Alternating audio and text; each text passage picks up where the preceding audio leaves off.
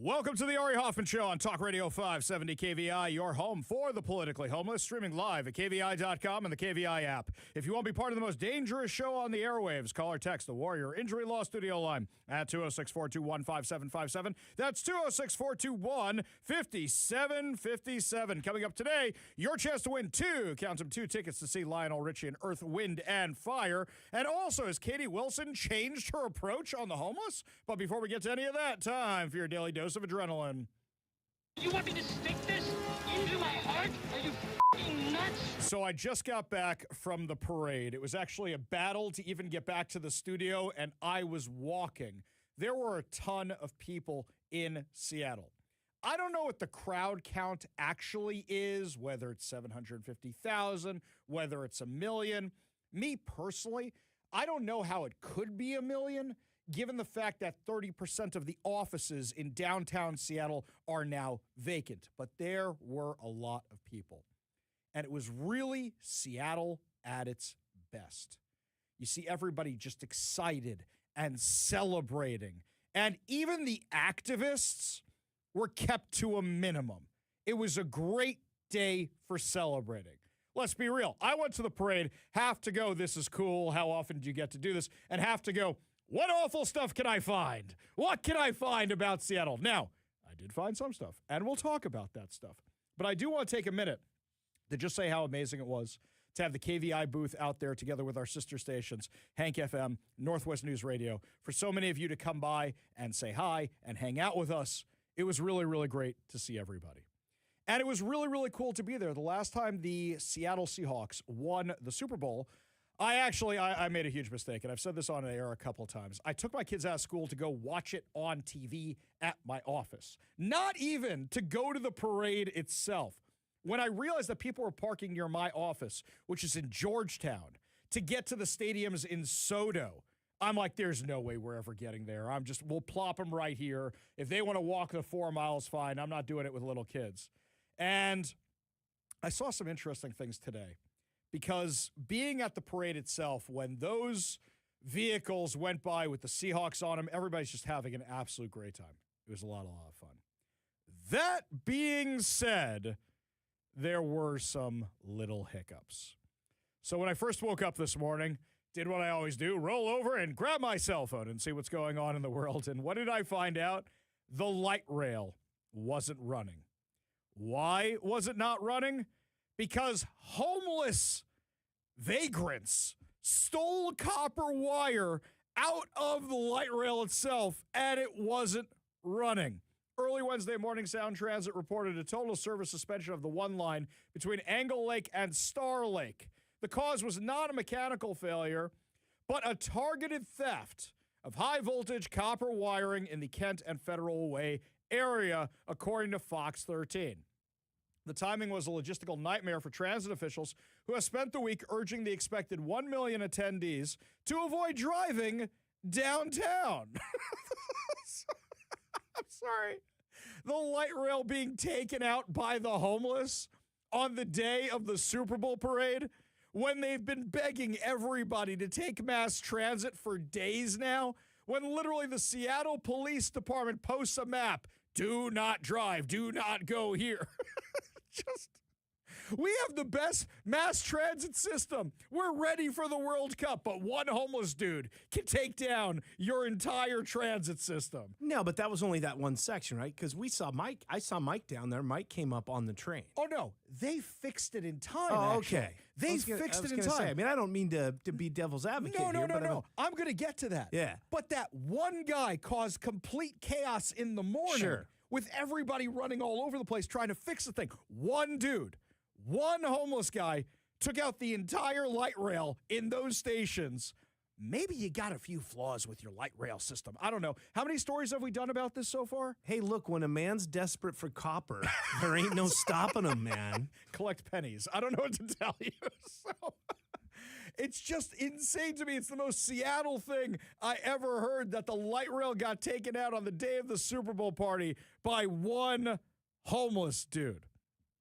Now, there's something else regarding the homeless in our area. 4th Avenue, not exactly the nicest part of Seattle. I drive 4th Avenue all the time. I go up and down. Well, I actually go only one direction, 4th Avenue. That would be up because it's a one-way street. But I go up 4th Avenue pretty regularly, and you see the homeless. So what did I do today? I left our studio, walked over to Como Plaza. For those of you who don't know, Como Plaza is in the shadow of the Space Needle for Seattle Center. And I walked down 4th Avenue before the parade began. And I'll be posting it online later, but it actually took me about 8 minutes to get about halfway down 4th Avenue, halfway down the parade route to where KVI and our sister stations were set up at the Jiffy Lube there. Thanks to the Jiffy Lube guys for having us in the parking lot. As I'm walking down, I was wondering how much it was going to fill up. I knew I was super early, but the crowd seemed kind of sparse. But more and more people kept showing up. And when I was walking, I'm looking around and I said, where are all the homeless people? I wonder where they push them to. Fast forward after the parade's over. I need to make a mental note for the next time a Seattle team wins a championship, which is, if everybody's crossing the street, crossing 4th Avenue, you should probably cross too once the parade goes by. Otherwise, you're going to be trapped by the parade later on. So what did I do? I'm on this side of the street. I'm just going to keep walking down. And you know what? I'll be fine. And I'll cross over later right near the Space Needle and head back to the studio. Dumb move. Because I'm walking faster than the parade. So when I get over to the Space Needle to cross over to where we are, the whole parade is coming again. I have now gotten in front of them, and I'm like, oh, crud. So I had to backtrack a few blocks, wait for the parade to go by again, then cross the street to get over to where we are. I just went down first the whole time. Okay, well, you just go down Lenora or whatever we were on, hit first and take first all the way down here. You beat the parade then. Because then coming across Western or whatever that is, did you cross Western? So what happened was they stopped the parade in front of Climate Pledge Arena. So when I got to Climate Pledge Arena, all the Seahawks are there. And the drum line's there and Blitz. They're all finishing up the parade. So you beat the parade. But again, I dropped down on first to where it didn't come back through that way. I see what you're saying. You went through the, I see what you're saying. And I'm like, oh, stupid Hoffman. I didn't even think about this. But what's funny was when I'm trying to fight my way back across, and our friend Matt, who texts the show regularly, Matt was with me, and we're trying to get across, and there was one homeless encampment they forgot to clear in a very prominent spot. Because what happens, as I'm walking, I'm checking my phone. Hey, it's buzzing, and buzzing. And everybody's sending me the same picture. What's the picture? There's this little island right near the Space Needle, near where the 76 station is, right near where you're near the Pacific Science Center. There's this one island. Yeah. And there's been this tent, this blue and green tent, that has been there for, 2-3 months now or something. Well, probably just camping out for the parade. Oh, I'm sure. It's got a real I'm sure. Because the shopping carts, he definitely just borrowed those this morning that were there. Yes, the shopping cart is in the picture. You can see it. I took the picture. And what did I do? I waited for the world champion bus to go by. So you have the world champion bus right there in the tent in front and the Space Needle right behind it. The composition of the picture is beautiful. I think I missed the Space Needle, but it's all right there. It's the most Seattle thing ever. So of all the encampments not to clear, you missed the one that's right at the end of the parade route where the most amount of people are near Como Plaza, the Space Needle, where the Seahawks are getting off the bus. That's the one you forget to clear? So, okay, we've got the theft of the copper wire. We've got the homeless encampment. Now, as we were walking that direction, I ended up on 3rd Avenue. Everybody in Seattle knows you don't walk on no 3rd Avenue, but I was desperate to get back here to prep a show for all of you because I love my audience. As I'm walking on 3rd Avenue, I go, this is where everybody is. This is where they pushed everything to. Matt and I see 2 people doing the Fenty fold right over there, and there's mess everywhere, and it's not great. I will say it was limited to a certain amount of blocks because we're not in the real downtown area where the buses go, but it was not pretty. It was not pretty.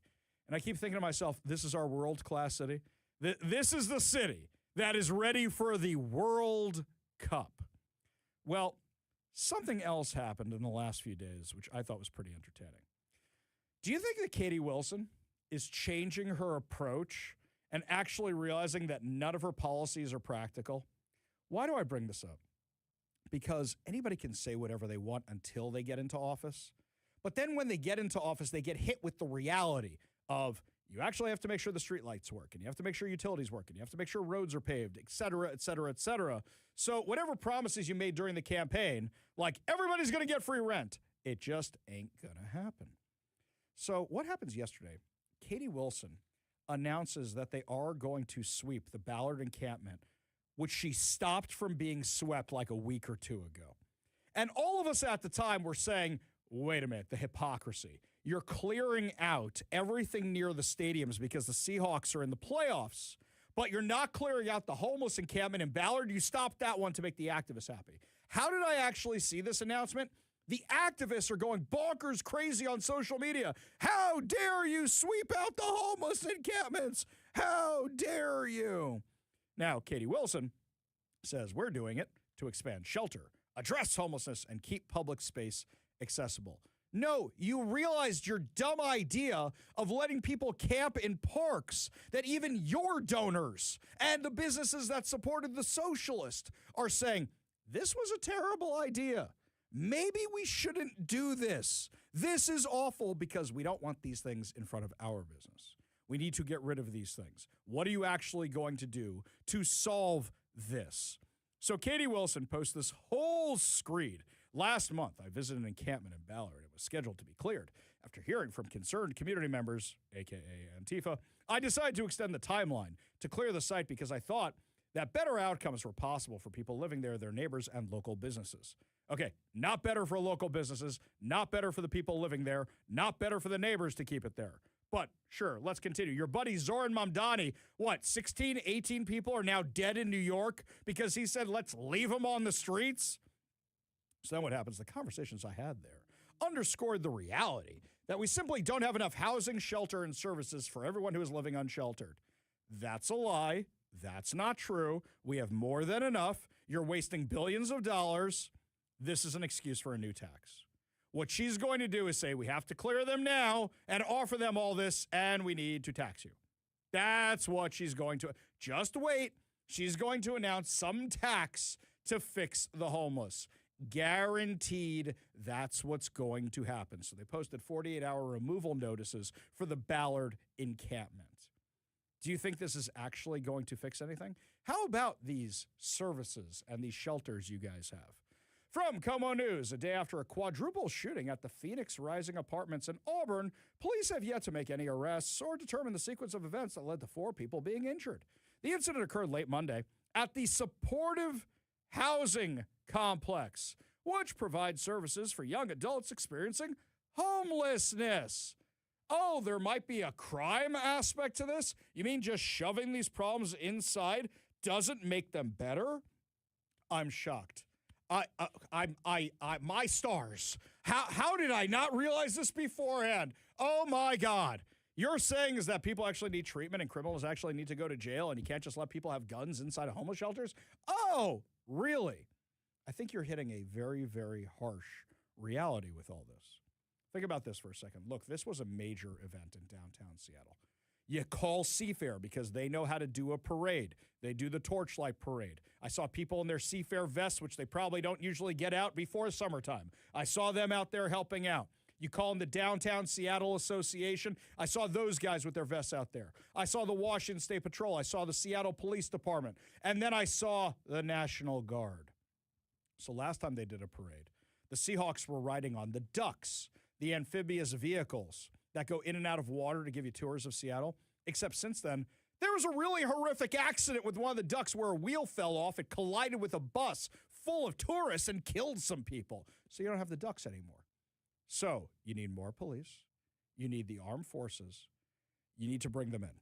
So Katie Wilson, who wants to abolish the police and hates the military, now had to call in their help to pull off the parade. On top of that, who's the parade for? The socialist has to celebrate capitalism, which I love. I absolutely love. And I love all the politicians like Katie Wilson and Turd Ferguson showing up at the presentation like they had anything to do with it. Are you guys going to take the blame if the Seahawks leave? Are you going to take the blame for that? Are you going to take the blame if the Sonics don't come to town for your terrible tax policies? Because now there's major concerns that can happen. To be clear, it was a gorgeous day. It was a beautiful, beautiful event. But somebody on Katie Wilson's team had to have said, if we don't pull this off, if we give content to the Ari Hoffmans and Jonathan Cho's of the world, then guess what? It's going to reach Trump's desk, and we're going to be in trouble for the World Cup. People think we can't manage it. Why do you think they got that light rail fixed so quickly?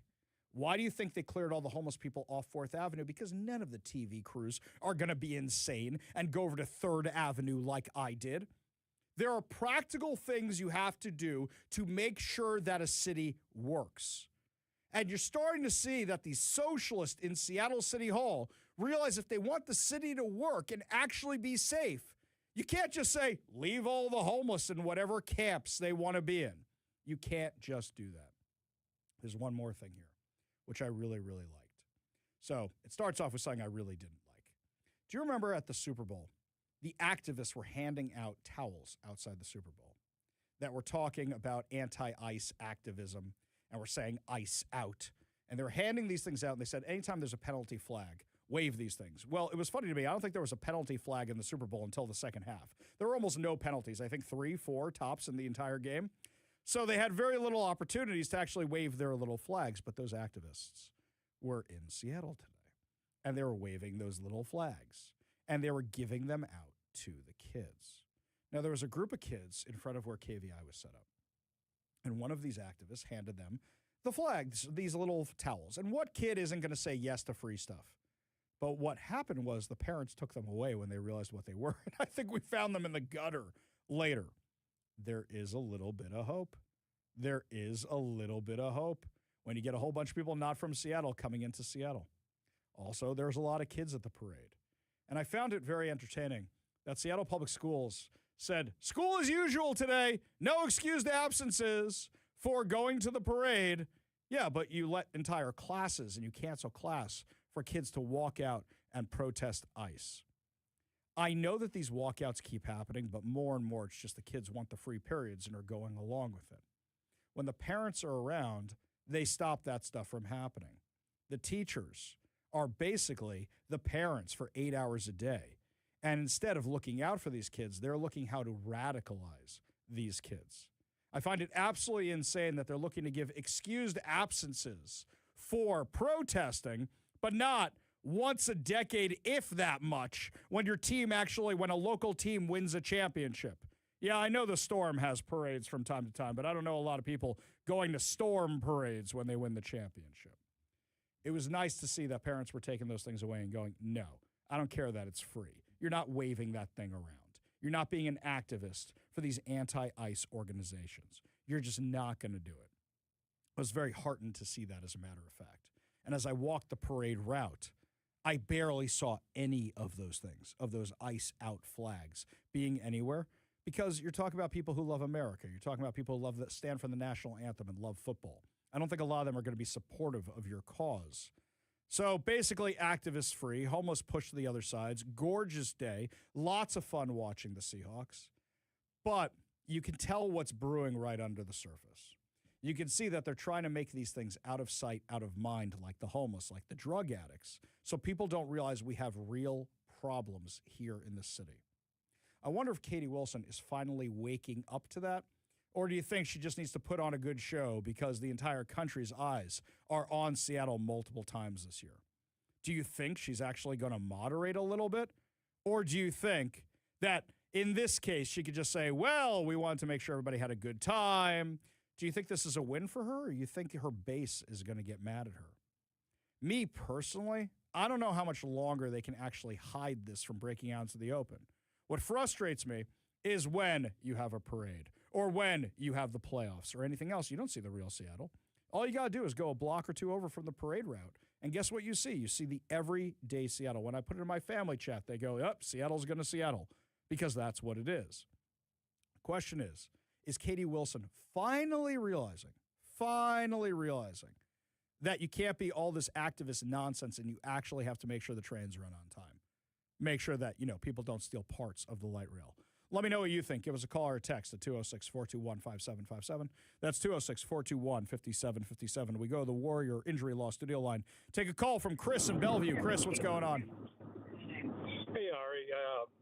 Saw a bunch of posts regarding the parade early this morning and late last night. They from pages I don't subscribe to, never seen before, stating don't even try to drive to the parade. You're not going to be able to get there. You're going to spend hours and hours stuck in traffic and not get anywhere. And my son went to the parade with his friends and his friends' parents, and they left Bellevue at 9:30 this morning. They drove right there, parked within a block, paid $20, and we're done with it. So it really seemed like there was a lot of propaganda going on trying to push everybody onto the public transit. I would agree. And also, I would say there's less people. Whatever estimates they come out with, I don't think it was as many as last time. Because, first of all, you don't have people hanging out as many office windows when you have 30% office vacancy rate. It didn't seem like there was many people. I got to the studio in about 45 minutes. It usually takes me about 35 minutes to get to the studio. It was just because I detoured around. I don't think as many people were coming in. It was a good crowd. I don't want to say it wasn't. But it doesn't feel like as many people came in as before. That's just my theory. I'm kind of in agreement with you, Chris. Appreciate the call. Appreciate you being part of the show. You want to be part of the show, give us a call or text at 206-421-5757. That's 206-421-5757. Speaking of activists being out at the parade, why were Seattle activists traveling out to Minneapolis? And why is the Seattle Times celebrating it?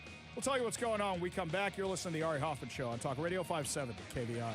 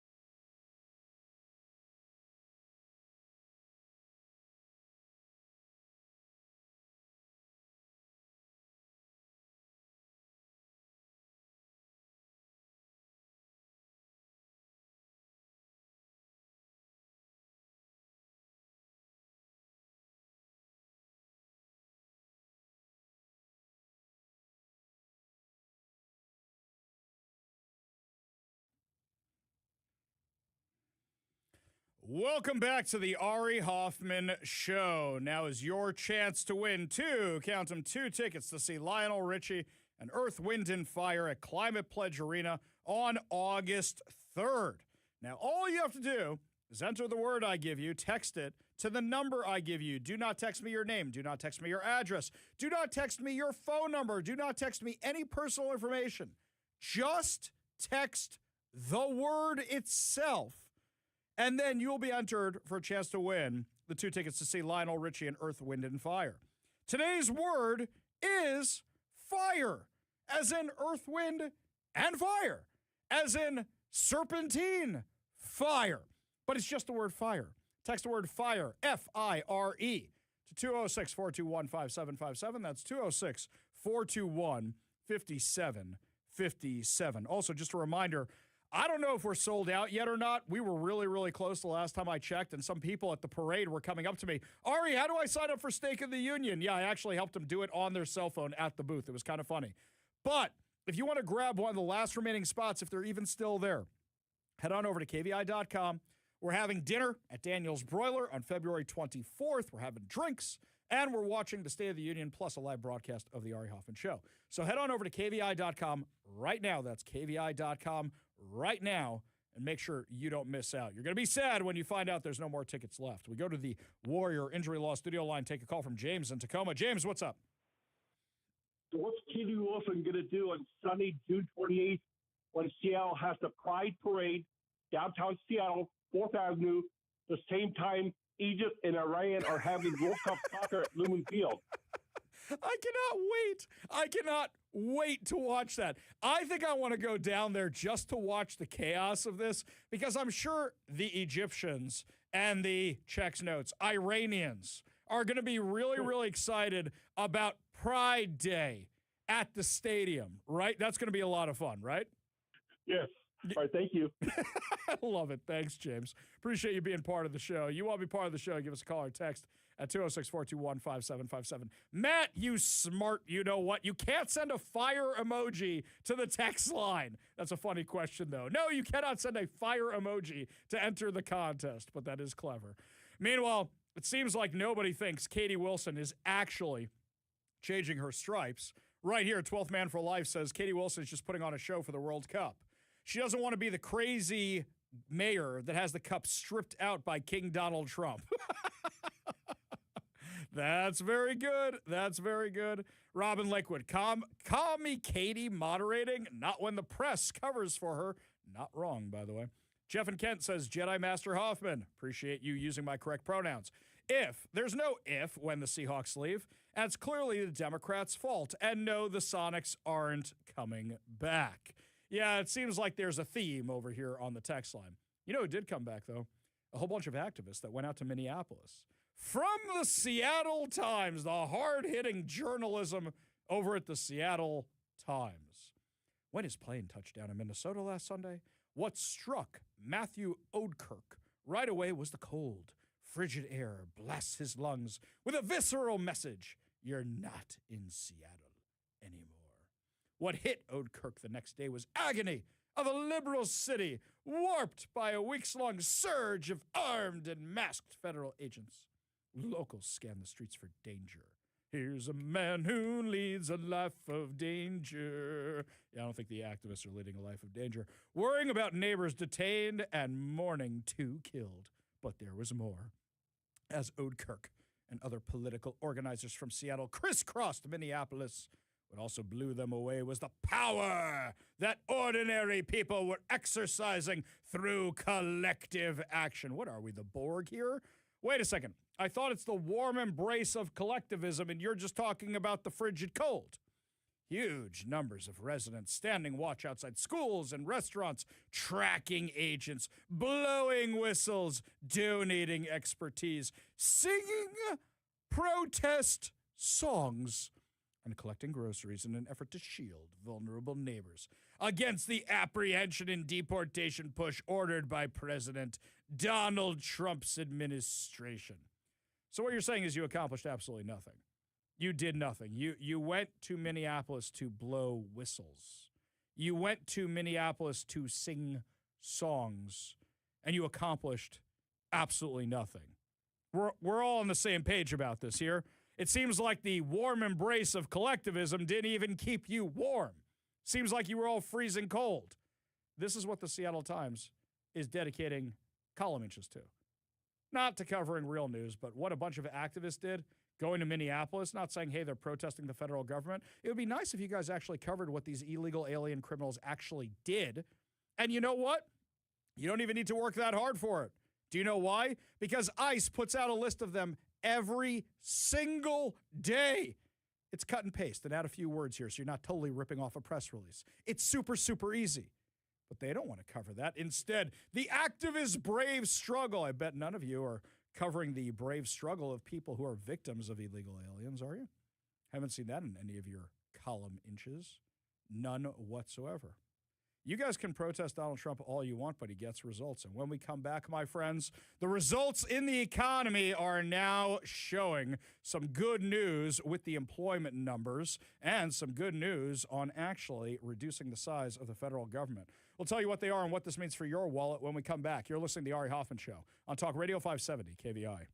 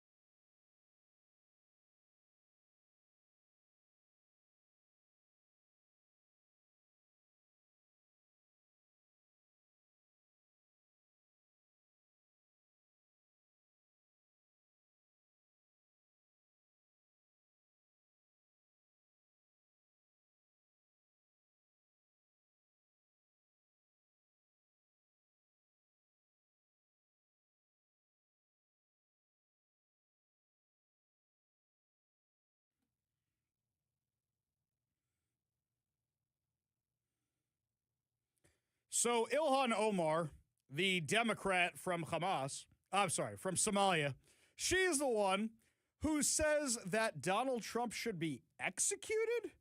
She posted on X, the leader of the Pedophile Protection Party is trying to deflect attention from his name being all over the Epstein files. At least in Somalia, they execute pedophiles, not elect them.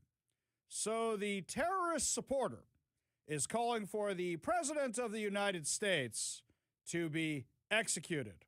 Everybody with me on this? Okay, we're all there.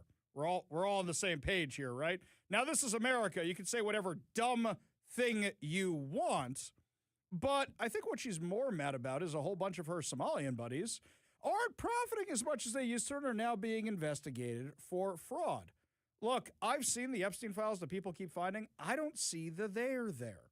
If we see the stuff on the president in those files, we will talk about it. But the left keeps parroting these talking points, and I haven't seen it. In fact, for that matter, what it kind of seems like was Jeffrey Epstein was that skeevy guy who threw awesome parties that you're not really friends with in high school, but because his parents are never home and he's got an awesome house, you want to go hang out at his house. That's kind of what it seems like he was. I mean, he was doing horrible things on his own. But so far, everybody's convinced there's this big human trafficking thing for other people. I see the human trafficking for him. I see the nastiness that some of these people did. But so far, we haven't seen the human trafficking for other people. It seems like a lot of people had questions. Look, when somebody gets accused of something or indicted for something, you either go, no, him, no way, or yeah, totally saw that coming. Or a lot of people surprised by the accusations. You know what? I can't say that without getting in legal trouble. Anyway, moving on, though. But she's literally saying something about executing the president of the United States? Really? Really? Did she just need attention today? Could she not, talk about this stuff at all? So maybe she'll just go after the waste, fraud, and abuse now, right? Maybe she'll do that? Nah. I wonder if this is just part of the Trump derangement syndrome or if it's far, far worse at this point. There's this episode of Fresh Prince of Bel-Air. It's one of the last episodes where the Bankses are getting ready to sell the house and Will doesn't know where he's going to go, and they have people coming through that are going to buy the house in Beverly Hills. It's one of the things Donald Trump has a cameo in. And what he says at the end of this 30 years ago, holy cow, 30 years ago, still rings true today. Sir, it is my esteemed pleasure to introduce Mr. and Mrs. Donald Trump. Mr. Donald! Oh, my God! Mr. and Mrs. Trump, it's an honor to meet you. Ron said his client had a rich uncle, but Donald Trump. I like keeping a low profile. Hi, Hillary Banks. Hey, Hillary. You know, you look much richer in person. Hey, Mr. Trump. Hey, how you doing? Will Smith. Hey, listen, you are getting a great house here. And this is quite a deal you're getting for it, too. Look, I'll tell you what. Throw in another 50 grand, I'll cut the grass for you every Saturday. Look, folks, before we go too far, I've got something to tell you. Excuse me, but I've got something to tell you first. Thank you for ruining my life. Ashley! What did you do? Everybody's always blaming me for everything. Nothing's changed. Literally nothing's changed. Okay, you want to give him credit or blame for something? U.S. employers added 30,000 jobs in January, surpassing economists' expectations, while the unemployment rate fell to 4.3%, according to the Bureau of Labor Statistics. Economists had forecasted just 70,000 jobs would be added last month, with the unemployment rate expected to hold at 4.4%. Do you know how many jobs we are losing out of Washington and what our unemployment rate is? We are now up to 5.1%. 5.1%. That is much higher than the national average because of our bad policies that Democrats are putting in place in Olympia. I shouldn't say our, I should say their bad policies. So the report was supposed to come out last week. It was delayed due to the partial government shutdown. That is good news. Additionally, the U.S. budget gap is shrinking. Shrinking. Olympia doesn't know anything about this. It's the complete opposite that's happening here. You mean lowering taxes, reducing spending might actually grow your economy? Washington knew this years ago, and now they're doing the complete opposite of the federal government, and it is biting them in the you-know-what. We go to the Warrior Injury Law studio line. Take a call from Steve at Fort Lewis. Steve, what's going on? Same as usual. Okay. Anyway, what's up? I really feel this state needs an audit and find out where all our tax dollars are going.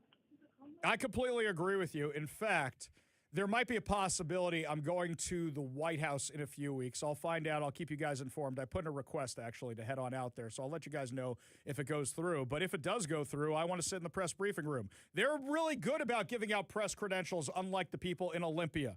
They let me come last time I was there, and I'm going to ask them very bluntly. I'm going to say, I've heard about you auditing California. I've heard about you auditing Illinois.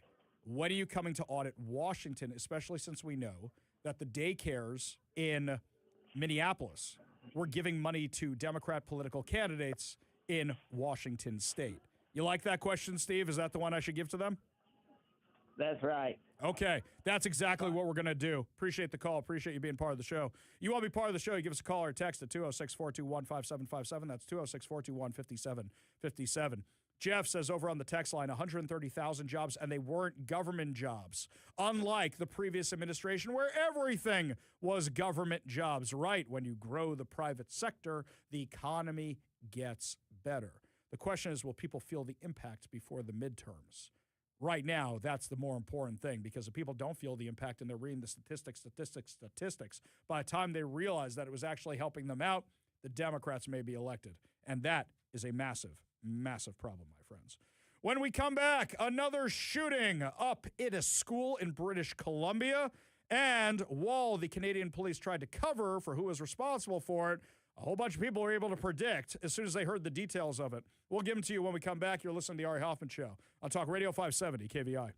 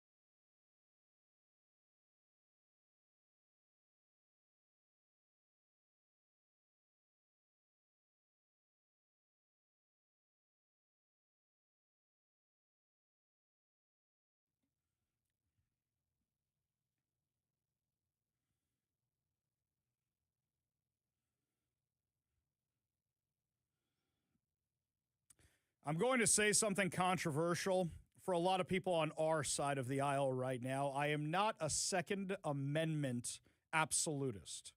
For example, I think that if you have serious mental health problems, you shouldn't have access to a firearm. Now, I know some of you are getting very, very mad right now. And you're saying, but Ari, then they're going to say because we're conservatives, we have mental health problems and take away our guns. I'm not saying you're wrong about that. But I think if you have serious mental health issues, you shouldn't have a firearm. Do you know in countries like Israel, if you're getting a divorce, they take away your firearms? If you're getting a divorce, if you're on certain types of medication, they take away your firearms because they want to be safe about it. I know a lot of you are mad at what I'm saying right now, but a lot of you are agreeing with me right now. Why do I bring this up? Canada. So Canada has very, very strict gun laws that didn't do anything to stop a shooting at a school of a transgender individual who decided to go around killing kids. Now, something you have to think here. It is a mental disorder. And we shouldn't demonize these people. I mean, shooters, of course, demonize. But if they have mental health disorders, we should get them help. A dude who wants to wear a dress needs help. A girl who wants to cut off parts of her anatomy to look like a boy needs help. If a girl is cutting herself with a Bic razor or something, you don't say, hey, let me get you a scalpel. Instead, you say, how do we get you help? How can we treat you? If somebody has bulimia or anorexia, we say, how can we treat you? If a soldier comes back from war and he thinks he's not getting enough honor because he didn't lose a limb in battle and wants to have a limb severed, we don't say, yeah, let's go ahead and cut that limb off. We say, how can we help you? And yet instead, here and in British Columbia, it's how can we affirm how you're feeling? How can we affirm that? Well, you're affirming a person's mental health condition. And then when you give them hormones that mess with their anatomy, that mess with their physiology, that mess with their biology, that mess with their mental health, that mess with their brain, you're surprised? In fact, we found out that this shooter, who we will not name on the show, this shooter was suicidal. They ended up killing themselves and many other people. This was a person crying out for help, and rather than actually address it, they affirmed it. Now, a new term was coined yesterday by the Royal Canadian Mounted Police. A gun person.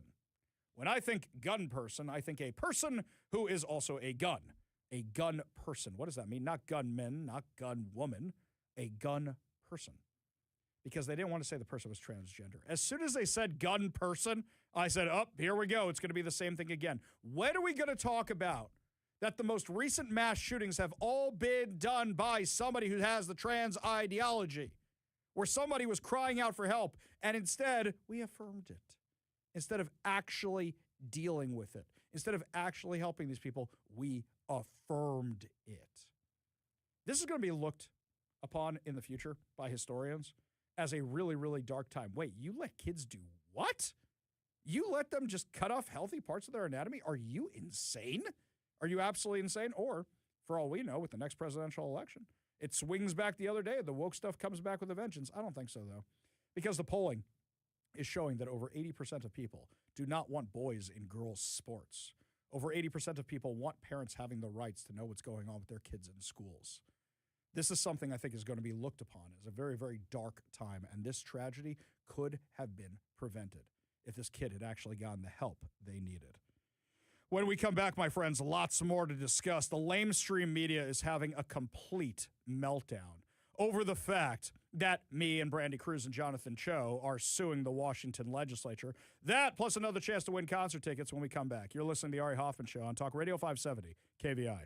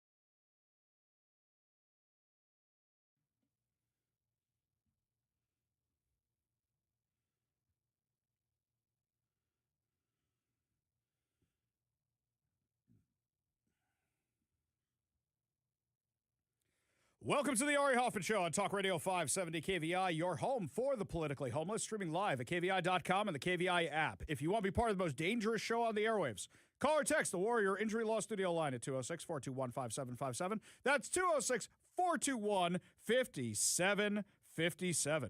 Coming up this hour, Donald Trump fires somebody from one of his task forces. Why and who was it? We'll tell you all about it. But first, the Seattle Times continues to prove how obsolete they are. So, you've got a Super Bowl victory, right? And what kills me is how many people probably went out and bought the Seattle Times just for the cover, right? Because the Seahawks won the Super Bowl. Do you know what was on the cover of the Seattle Times yesterday? You know what the cover of this was? This was making the rounds on social media. The main image is a woman in a bush. She is one of the Bush people who were part of the scenery at the Bad Bunny concert. One of them. This is your main headline. Ready? One of Bad Bunny's Super Bowl bushes used to live in Washington. Wow. Amazing. Hard-hitting journalism right there from the Seattle Times. That's something I really want to know about. Okay, let's say you want something about the Super Bowl. How about a picture of Sam Darnold out at Raising Cane's yesterday working the counter? How about that? That's human interest? You want to put human interest, something to grab you in? Or how about parade planned? Instead, you've got the Bush lady who used to live in Washington. You couldn't even find somebody who does live in Washington out of the thousands of people that were dressed in those little Bush costumes. Yes, it's every theater kid who couldn't get the lead and actually played a tree in high school, got to go out on that stage and actually play a tree for the entire country. This is the hard-hitting stuff that's out there. That's what we got. Really, just bravo. Well done, everybody. This is the Seattle Times. The Seattle Times, which is advocating to tax big tech to keep them in business. Guys, I need you to unsubscribe from the Seattle Times today. Enough of this. If you are a listener of the Ari Hoffman Show and you still get the Seattle Times, you have to explain to me why. You can get a crossword puzzle anywhere. Let's just go through some of their headlines here. I'm looking at the front page. Almost everything came from the Washington Post, the New York Times, or somebody else. You do not need to be getting the Seattle Times. There's nothing you learn from the Seattle Times. You are funding stupidity like this. And you are funding an organization that is advocating for taxes on companies and has been on the wrong side of every issue and has helped contribute to the mess we find ourselves in now.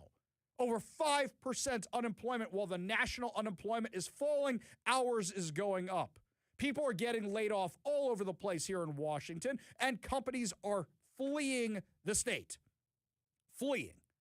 Now they want to tax you more and more and more. So much so that they may alienate the Seahawks and they may scare away the Sonics. Then they put this in their editorial board. And this set me into orbit. Because why do they deny me, Brandy Cruz, and Jonathan Cho press passes? They say we advocate for positions, right? From the Seattle Times editorial board. Washingtonians have long supported their local press. It's a core value in the state and part of its fierce commitment to robust democracy, open government, and accountability. When are you going to start holding anybody accountable? Really? When are you going to hold Bob Ferguson accountable? You talked about how awful he was, and then you endorsed him. Legislatures need to hear this again and again, and Thursday is the next big opportunity. The Senate Ways and Means Committee will take testimony in writing and in person on a proposed lifeline to local news outlets across the state. The lifeline is Senate Bill 5400. The measure would add a tax surcharge on large search engines and social media platforms, reflecting a small portion of the value they derive from trustworthy news content. Hang on a second here. Hang on. Are you saying that because people use search engines to find out about a topic, that they will then find your page? Do you guys realize that you get clicks off that? You're already getting paid for that. Now you want more money for it? This is the insanity they were doing in Canada, where Canada says, we're going to decide what's a real news organization. And they had to start undoing it because people started finding ways around their restrictions. And because people said, this is absolutely ridiculous. We don't want to read the Canadian Broadcasting Company anymore. Stop it. This would raise about $24 million that would be distributed annually to newspapers, broadcasters, and websites producing local journalism. We would never apply for something like this. We get advertisements. That's how we stay on air. And in fact, if you want to advertise on the show, email me, ari@kvi.com. More than happy to hook you up. We will find something for you. But these guys can't get advertisers anymore because the very policies they have advocated for have scared away businesses that might be advertisers. Also, when your employment rate is going up and your expenses are getting higher, what do? You get that credit card bill and you go, do I really need the subscription to the Disney Plus anymore? Do I really need the subscription? I definitely don't need the subscription to the Seattle Times. Let's get rid of that. So the very policies you have supported have created your own problems. I'll tell you what, you want to really tick off the Seattle Times? I know anytime I ask you to unsubscribe from the Seattle Times and send me the screenshots, you go, ha, I unsubscribed from them years ago. I unfollowed them years ago. You know what? Do me a favor. Even if you don't use podcasts, head on over to one of the podcast platforms and subscribe to the Ari Hoffman Show. Download the KVI app. Okay, because advertisers go, how many subscribers do you have? How many downloads do you have? That helps us out, and it costs you nothing. Literally costs you zero. We do not charge for Talk Radio 570 KVI. We are always right there on your AM dial and always streaming at kvi.com. Free for you. So, you don't need to listen to the Seattle Times. And we got KVI News at the top of the hour, every single hour. You're caught up, you're briefed, and you get 3 hours of me every single day. And anything local that's going to happen, you're going to find it on my social media. Another place which is free. So head on over to Ari Hoffman Official on Facebook and Instagram, The Hofffather over on Twitter. I have no problem with the shameless plug whatsoever. Right there. You will get your news. Then they continue. Yes, the Seattle Times would benefit, but so would smaller news organizations in every corner of the state. The biggest beneficiary would be Washington residents who need professional, sustained, local reporting to keep them informed and strengthen their communities. You know what I didn't see anything about? I didn't see anything in the Seattle Times about 3 smaller local journalists who were banned from covering Olympia. Haven't seen anything about that at all.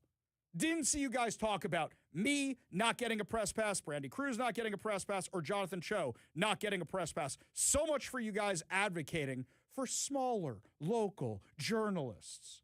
You know, by the way, I'm kind of curious. Do we get more hits on KVI.com when I write an article or the Seattle Times? I'm not joking, by the way, because we have a national audience. Seattle Times just got people around here. They say, academic research has established that voters are more engaged and knowledgeable, and corruption and taxes are lower in places that have newspapers. Only if your newspapers are actually reporting on any of this.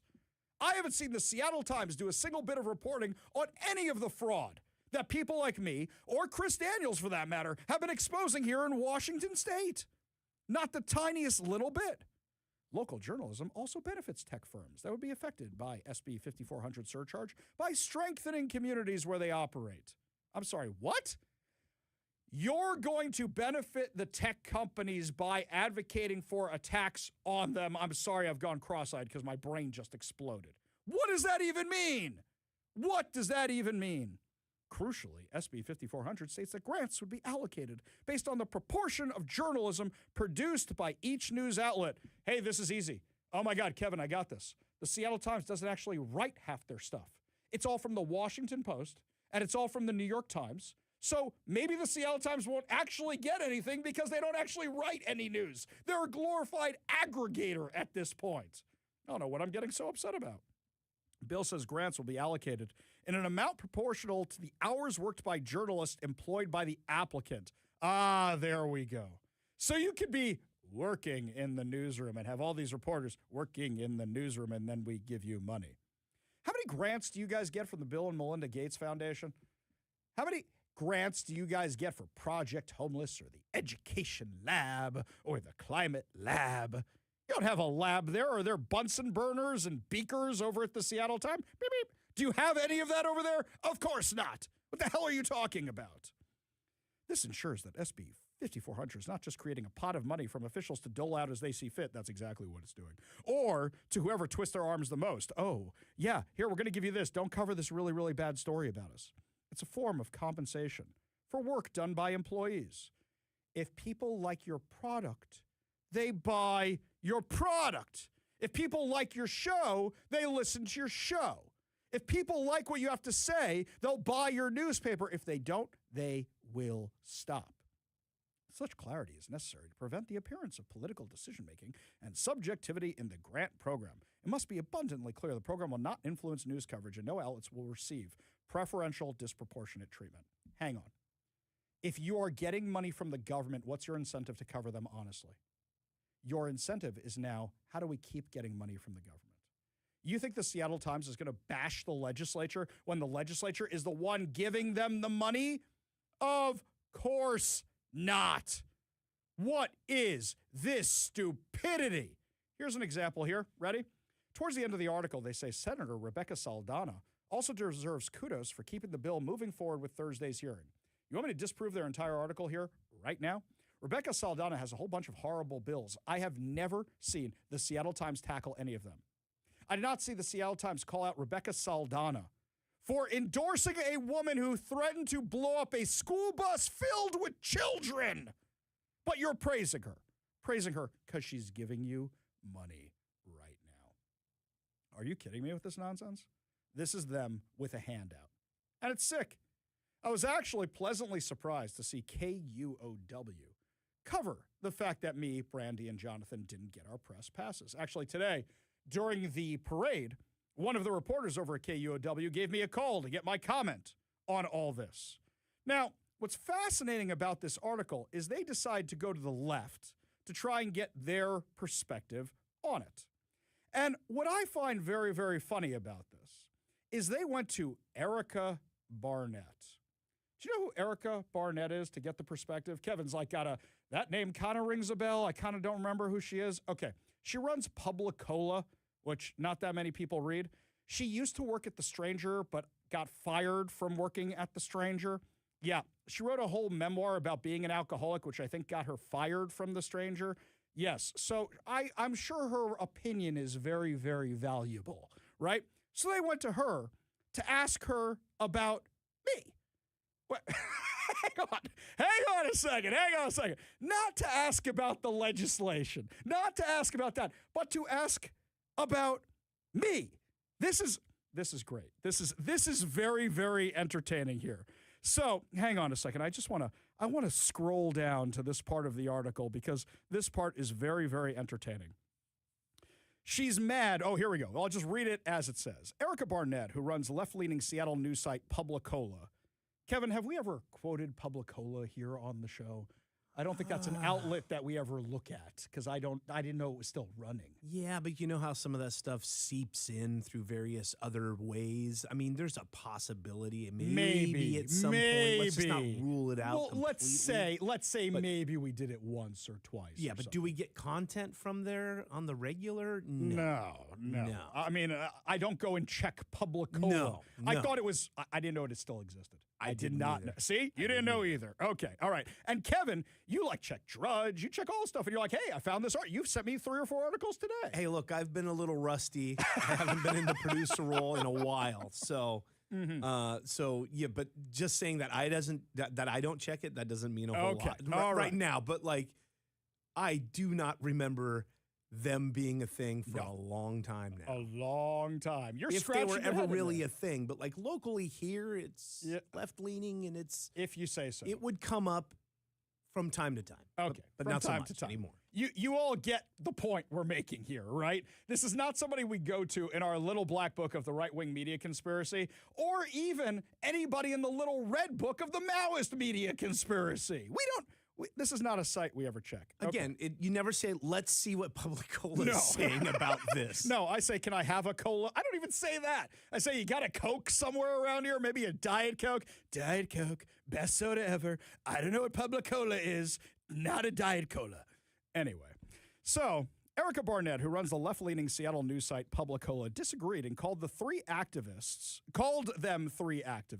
pointing to Cruz and Cho's appearance at the White House roundtable with President Trump in October. Wait a second. So President Trump brings in people who have dealt with Antifa before, and you're mad that they went to talk about what they covered at the White House? If this was Erica Barnett, hey, we want to know about alcoholism. Can you come talk to us about alcoholism? She'd be like, I'm going to the White House. Look at the picture of me taking a selfie. I'm at the White House. I'm going to go tell off Donald Trump, right? That's what most people would do, right? I say all the time, if Barack Obama had invited me to the White House, I would have gone. If Joe Biden had invited me to the White House, I would have gone. He wouldn't have remembered it, but it would have been fun, and I would have taken all the pictures, right? Hoffman is a local right-winger who posts bat bleep stuff on Twitter. She wrote on Blue Sky. Okay, let's just digest that for a second here before you say what I see is like coming into your mind there. Bat bleep crazy stuff. Okay, I didn't even know she was even still posting on anything for that matter. Okay, let's just start with that. So what happens is today, when the reporter from KUOW called me when I was at the parade, I ducked away for a few minutes. I went behind the tents. I took my little call, and it was good because I got back in time for everything. I think Zach said, is the White House calling him right now? It's not the White House. He asked me that when I came back. Because we were talking about me possibly going to the White House. And I think he thought it was. I was like, really? I didn't recognize the number, by the way. Yeah. I'm looking at the number. I'm like, I don't know who this is. Okay, I'm going to go wander over there. Okay. So what happens is, they asked me the story, and they asked me if I have any quote or any comment regarding the response that the legislature gave, which is they're advocates and they're advocating for something. And I said, Seattle Times literally is advocating for attacks on big tech, and they didn't lose their press passes. But I'm just going to read verbatim because I think I did very well here. And he quoted me accurately. When asked via phone for a response to Barnett, Hoffman said, I don't respond to crazy. Yes, you're welcome, Seattle. That is exactly what I said. Accurately quoted by KUOW. Because you know what's running through your mind in that half a second there? Oh, let's talk about the alcohol. Let's talk about getting fired for let's do all that. No, why bother? Why bother? And just say, I don't respond to crazy. Are you impressed with my restraint there, Kevin? Maybe a little bit, somewhat, a little bit more than I usually am. Yeah, that's for sure. So I also said, I've written for Newsweek. I've been on Fox. I've been on Newsmax. Yeah, I think that what's happening is you're seeing mainstream media be jealous that there are other people playing in their pool because they don't have as many reporters to send down there anymore. The day I was denied a press pass, there was nobody sitting at the press table. That's what I said. You know what? The Seattle Times, I don't see them down there all the time. They're covering it remotely, which means they're not actually asking the questions unless there's a thing they want to go find. And you know what? Carlene Johnson and the Center Square get better stories. And the Seattle Times is suffering for it. I didn't see Erica Barnett down there the day I went. Now, mind you, I've gone there twice this session. Just because I didn't see her doesn't mean she wasn't down there, but her news organization of one, why do you think she's bashing me? You think she's not applying for these grants? I guarantee you that her and many others like her are doing it because not that many people are subscribing to her. She's been at this a lot longer than me, and I've got a much bigger social media presence and a radio show. You got to think about this, guys. Why is the Seattle Times advocating for this tax? Because they need to fund their dying outlet, as opposed to saying, hey, we'll do better journalism. They want a tax that's going to affect the companies around here. And what's that going to do? The more these companies are taxed, the more people leave, the more people are laid off, and the more these companies say, we are out of here. And that means less people advertising in the Seattle Times, and that means less subscribers for the Seattle Times. I do want to thank KUOW for covering this story because so many others in the mainstream media have not.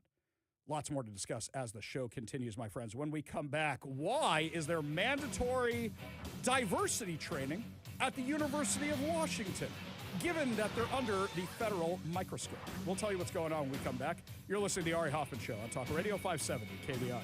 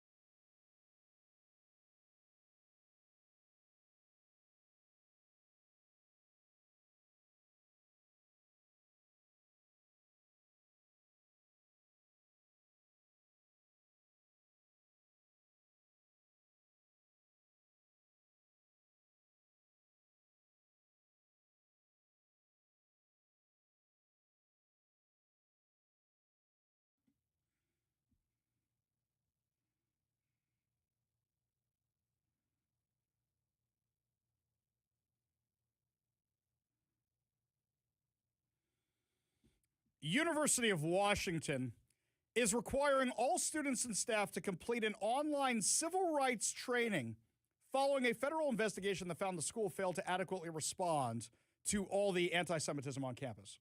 So hang on a second. Their solution to all the Gaza encampments and violent protests and everything else is DEI?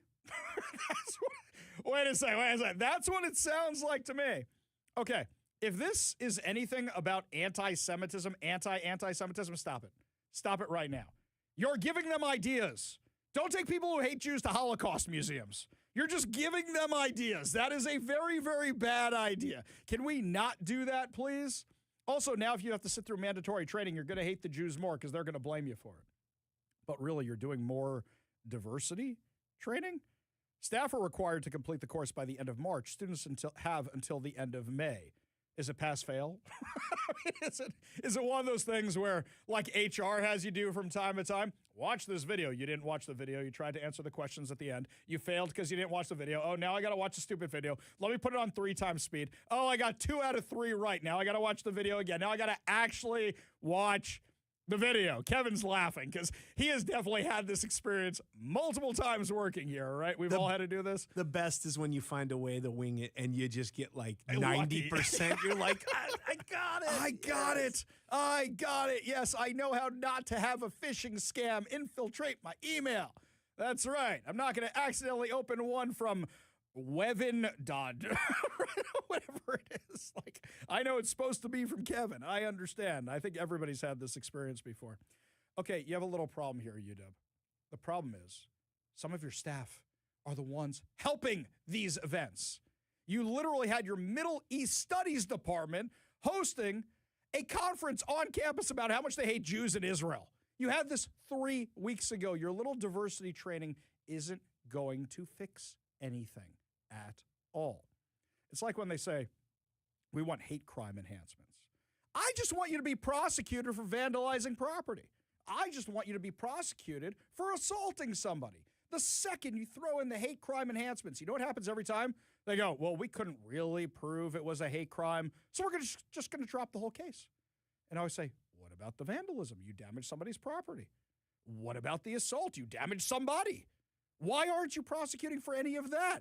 Instead, it's, well, we couldn't make the hate crime charges stick because in addition to drawing a swastika, they also said, I don't know, they wrote the word of a male member on the side there too. So you know what? We can't prove they really hate the Jews. They like the shape of the swastika or something. It's still vandalism. Here in this case, the University of Washington requiring all students and staff to complete this. Haven't they had mandatory DEI stuff for years? So you're admitting it doesn't work. If you're admitting it doesn't work, what's the point of the DEI stuff? Have you gotten rid of all the DEI stuff? But your answer to the Trump administration is, look, we do DEI now, and we added in the Jews. This is dumb. This is very, very dumb. It's not going to fix anything. And I guarantee you, the majority of kids are going to find a way to skip those videos the same way you skip the HR videos at work, or try to, at least. We go to the Warrior Injury Law Studio line, take a call from Bob in Seattle. Bob, what's going on? Hey, how you doing, Ari? Hey, there's a very good reason why you didn't see Erica C. Barnett or the Seattle Times in Olympia, and it's because they were not there. They do not have to go to Olympia in order to cover your story because Turd Ferguson sends them an email that says this is what the story is about. Then they print it in the Seattle Times. Yeah, that's a great point. All they are, excuse me, got something caught in my throat. All they are is basically stenographers for the other side. And they're going to print this kind of stuff. They're the propaganda wing for the state. Exactly. And you know what? The Seattle Times didn't have any problem getting an interview with Bob Ferguson. He happily went with them to the movies to watch Leonardo DiCaprio play an anti-ICE character whose name is Bob Ferguson. That's the hard-hitting journalism from the Seattle Times, along with the Bush person who's on the cover here. Oh, Matt G says I'm not allowed to say Bush people. Okay. It's real easy.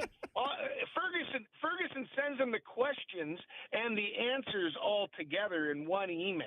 Yeah, we don't. And these people get and it's 1984. You know the book, George Orwell, 1984. All they've done is they've changed the definition of journalism to, community outreach. Yeah, stenographer. Yeah, exactly. Yeah, and it's the same thing with vandalism. It's the same thing with all these things. Oh, well, there's nobody out there. That's the reason that the crime has gone down in the city of Seattle, is because it ain't crime anymore. Right. It's like those terms they used to have. Wait, Bob, you would know this. What's the term for they had a term for when the homeless caused fires, and they didn't want to call them homeless encampment fires anymore. What was the term they had for that? I'm trying to remember. It was something to do with unhoused. No. Ignition. It wasn't even that. It was like roadside fire, or it was something that you're like, oh, homeless people. Right. It was the code for it. Yeah, I know what you're referring to, but I'm put on the spot, and so I can't recall. That's but okay. But yeah, I mean that's the point. Every one of those leftists in the city of Seattle, the leftists in the state of Washington, they all read the book 1984, and they're like, yeah, that's a great idea. We're not going to say, we're not going to call it, homeless encampment fires. We're going to call it whatever the term was. Yes, it's like our unsheltered neighbor fire. Anymore. Oh, not a fire, a spontaneous combustion on the side of the road. That's what it is, right? Yeah. That's what we're going to call it. it. Not a brownout. Yeah, right. I forgot. You guys weren't allowed to say that anymore. Weren't you allowed to say removed from service or something? Yeah, I think it was similar to unhoused. It was unstaffed. Unstaffed. Oh, my God. That's amazing. Bob, appreciate the call. Appreciate you being part of the show. You want to be part of the show, you give us a call or text at 206-421-5757. That's 206-421-5757. When we come back, my friends, President Trump says you're fired to a member of one of his task forces. We'll tell you what this person did and why they were given the axe. We'll tell you what's going on when we come back. You're listening to the Ari Hoffman Show on Talk Radio 570 KVI.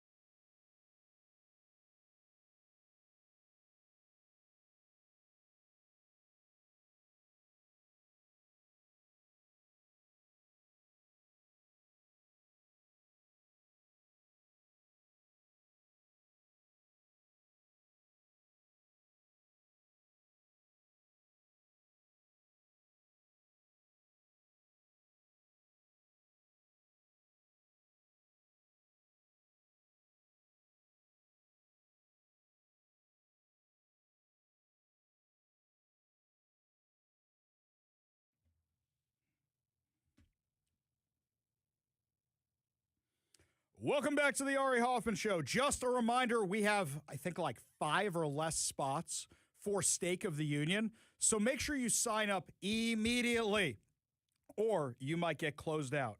It's going to be February 24th out at Daniel's Broiler in Bellevue. We're going to be watching the State of the Union and enjoying delicious New York steaks from Daniel's Broiler. Also, there's going to be a bar with signature drinks. I did like the person yesterday who texted into the show and said they got a room at the hotel across the street so they could drink with us more. They wanted to have more scotch with me at the thing. I got to drive home, guys. There's only so much I can have, and I got to be on air at the same time. But when I'm done with all that, yes, for sure we will. Yeah, just because you can't, that doesn't ruin it for everyone else, pal. That's great. Right? So I'm going to be the designated driver at my event. That's great. Yeah. You know, when we covered the GOP election night party, not the one in 2024, but the one before that, when that night everybody kept showing up with a drink, that was not great. That is how I learned the hard way. You really shouldn't drink while you're on air. We kept telling you, stop asking for this. You had like a sea of scotch. I had to stop at some point. There were like 9 scotches in front of me. Yeah. I mean, thank you. You're all wonderful friends. I mean, you're all wonderful listeners. That's having a brother's back, I will tell you that. But that's a lot of scotch. I think the FCC would have some issues with that if I actually got wasted on air. Anyway, make sure you go to KVI.com right now and sign up for our State of the Union event. Sign up immediately before we run out of spots. So, somebody got fired from the Trump administration. Well, sort of. President Donald Trump's White House Religious Liberty Commission, according to Fox News, ousted Catholic activist Carrie Prejean Bowler. Now, you may not know who that is. Some of you may be going, that name sounds a little familiar. Do I know who this person is? Carrie Prejean. Carrie Prejean. She was a Miss America contestant. She was Miss California. She then got ousted from the Miss America competition because I think she did pornography. And then about 6 months ago, decided to convert to Catholicism and then somehow ended up at the White House Religious Liberty Commission. Now, you knew there was going to be problems from the second she walked in there because she's wearing a Palestine pin. The Palestinians have killed Americans, and she's wearing the pin into this commission? What is going on here? Texas Lieutenant Governor Dan Patrick, who chairs the commission, announced Bowler's removal on Wednesday, arguing she had attempted to hijack Tuesday's public hearing for a political agenda. Bowler was combative during the hearing and defended commentator Candace Owens, who's been accused of anti-Semitism over a number of controversial remarks. Now, I will say, is that it seemed like Carrie, whatever her name is, Prejean, came in there with an actual agenda. And it seemed like her agenda was just to defend Candace Owens. Not to talk about religion, not to talk about religious liberty, just to defend Candace Owens. Now, I know a lot of you in this audience, anytime her name comes up, goes, what happened to her? We used to like her, and now she's a full-blown lunatic. I mean, accusing Erica Kirk of having Charlie Kirk assassinated. I mean, she says crazy stuff, absolutely crazy stuff. This is another life ruined by Candace Owens, where Carrie Prejean walks into this meeting, and it seems like this is all she's interested in. Now, one of the other members of this commission is Seth Dillon. Seth Dillon is the editor of the Babylon Bee. And you may say, why is the parody guy in this meeting? Well, he's a big defender of free speech and religious freedom. So he's in there, and the two of them go at it. My favorite part of this is when you can hear everybody laughing at the White House Religious Liberties Commission when Carrie Prejean claims that Candace Owens is not an anti-Semite. Give a listen to this. I would really appreciate it if you would stop calling Candace Owens an anti-Semite. She's not an anti-Semite. She just doesn't support Zionism, and that really has to stop. Okay. Yeah. I don't know why you keep bringing her up and Tucker. Well, because they're the two most famous anti-Semites. There you right go now. again. Yeah. Everyone's an anti-Semite. Everyone's an anti-Semite, I guess. So if you don't support Zionism, you just said you're not an anti-Semite, yet Candace is an anti-Semite. I think she goes far beyond not merely supporting Zionism. She calls Jews the synagogue of Satan. She denigrates anyone who, she often uses the word Zionist and the word Jew interchangeably. At one point, she slipped up and used the word Jew, and someone said, oh, you're not saying Zionist anymore? She's like, no, gloves are off. Okay. Now, this gets crazier and crazier and crazier the longer it goes on for, but it seems like Carrie Prejean's entire mission was just to be there to talk about Tucker Carlson and Candace Owens. She derailed the entire conversation. We should be talking about the persecution of Christians. We should be talking about the persecution of Jews. We should be talking about the persecutions of many people here by the government. We should be discussing how when the Democrats are in power, they literally target religious organizations, including through the IRS. We should be discussing that and how to ensure religious freedom. Instead, this is what she was there for. So she got the axe. There's a lot more clips of this that happened online.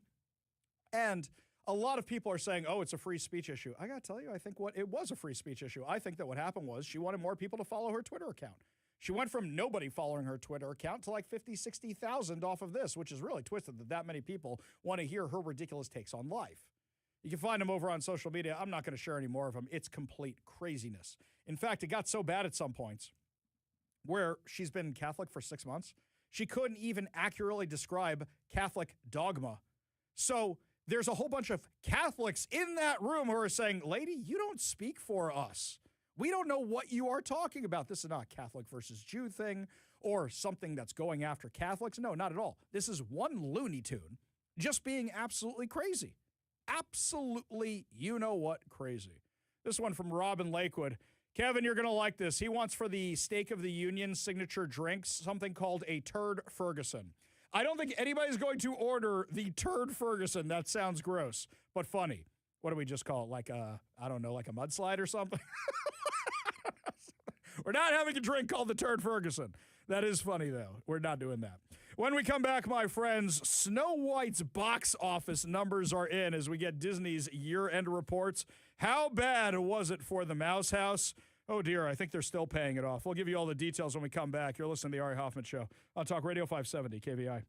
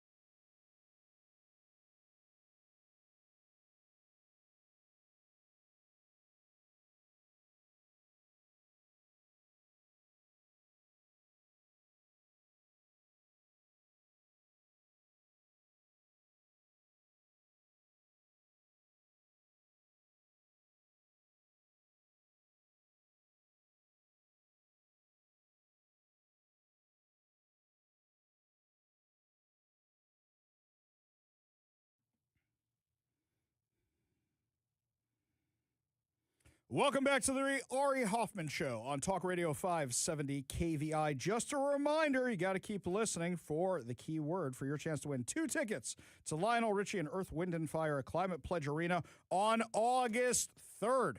Got to keep listening for your chance to win. Also a reminder, we are almost out of tickets for Stake of the Union, so make sure you sign up right away so you don't miss out. I haven't heard about the Disney Snow White movie for months now. I completely forgot it existed. I actually went to see the Disney Snow White movie because my wife and my daughter wanted to see the thing. It was terrible.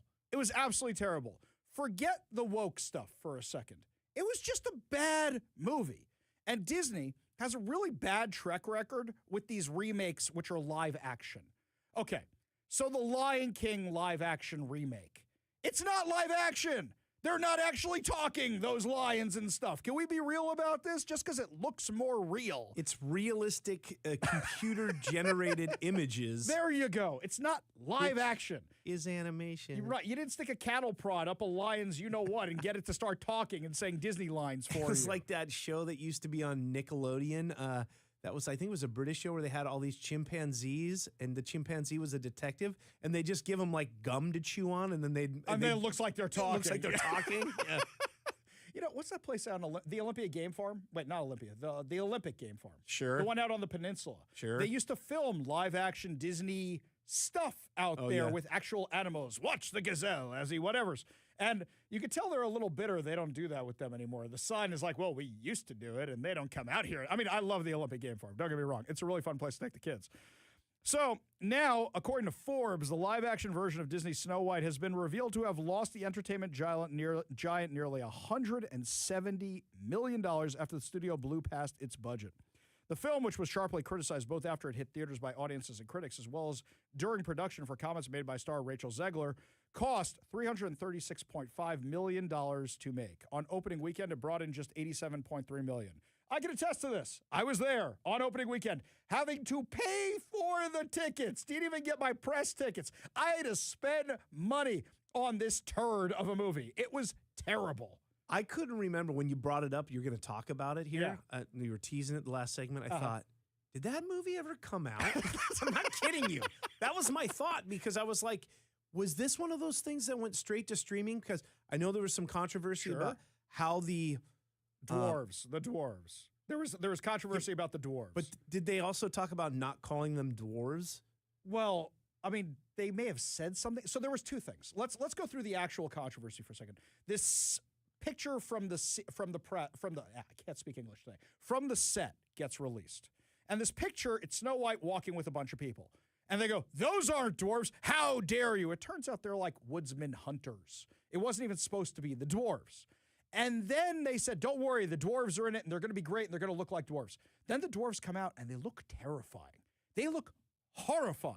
And then you got people like Peter Dinklage, who's like, why didn't you get real dwarves? But I'm glad you didn't get real dwarves, because it's a little discriminatory. Right. But you should have gone real. But you didn't get them. You got the animated ones. I thought it's supposed to be live action. Then Rachel Zegler goes on and starts bashing her co-star Gal Gadot, who's Israeli, and that starts a whole. Sure, let's bring in politics into this mess. I do remember that mess, but I just knew there was so much surrounding it. I thought maybe they just went straight to streaming with it, or it didn't come out. You know what I mean? They limited release and quietly went away. No, they reshot it. Because there's like a Pinocchio one that came out as well. I don't think it ever came out. I don't think so either. Yeah, that one just erased from existence like the Batgirl movie. And that was that. Correct me if I'm wrong, but that was that like a Zemeckis? Was it a Robert Zemeckis? Was it one of those? Because it was some big name director or something. Yeah. No, I know you're what's right. his name from Big? Why can't I think of his name? Tom Hanks. Tom Hanks was in it. Mr. Geppetto! Right? Tom Hanks was him, and he was talking to like a CG puppet. Yes. And it didn't come out. I don't think it ever did. Other than streaming. It didn't come out in the theaters. I don't think it ever came out in the theaters. I mean, they realized, I think Disney has finally realized these live-action remakes are not doing what they did. The Beauty and the Beast one was actually decent. I liked the Beauty and the Beast one. Stockholm Syndrome and all. It was kind of entertaining. I liked it.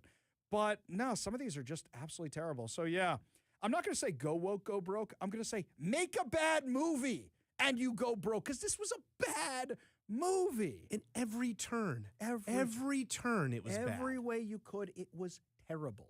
Really, really bad. Got a quick minute left before the break. We go back to the Warrior Injury Law studio line, take a call from our frenemy, Bennett, the protester. Bennett, I didn't see you with your sign at the parade today. I was very disappointed. Wait, are you sure? Didn't you hear the street preachers coming up behind you guys yelling on the megaphones? Were you behind them? I was full outfit Jesus. I had a big sign that said not with these fools. So, oh my God, I need a picture of this. I need a picture, Bennett. I want to see it. I didn't see this at all. I'm so sorry I missed it. I would have taken pictures of that. All right. Well, and then after every single person that says, "Oh, come on, Ari, have you found Jesus?" He's like, "Yes, actually, the guy sent me a picture. He's the guy that called me." Oh, no. I see what you did there. Don't do that. What's on your mind? Make it quick, buddy. I got a break coming up. All right. You said again, you brought up the transgender shooter case, and you said, all of the most recent transgender mass shootings have all been done by trans people. I believe that deserves a correction, that's not actually true. I think that there's they collect statistics on mass shootings. There are, tragically, it's like about one or more than one per day in the United States. The overwhelming majority are not done by trans people, and I don't know why. Should we adjust that to say school shootings rather than mass shootings? Because I think the statistics for mass shootings is actually the majority are done by gang violence, so they don't count those either. So if you're talking about with or without gang violence, that's your question. So here's, I think, the factor for people like school age. I think the unfortunate fact is that if somebody has sort of the internal state of distress that might eventually lead them to commit a mass shooting, an intermediate stage of that is going through some just intensely disorienting, wondering about who they are. And today, there is more awareness in schools of the possibility of more awareness. Bennett, hold on one second. I'm going to grab you on the other side of this. Hang on one second. We'll be back in just a few minutes. You're listening to the Ari Hoffman Show on Talk Radio 570 KVI.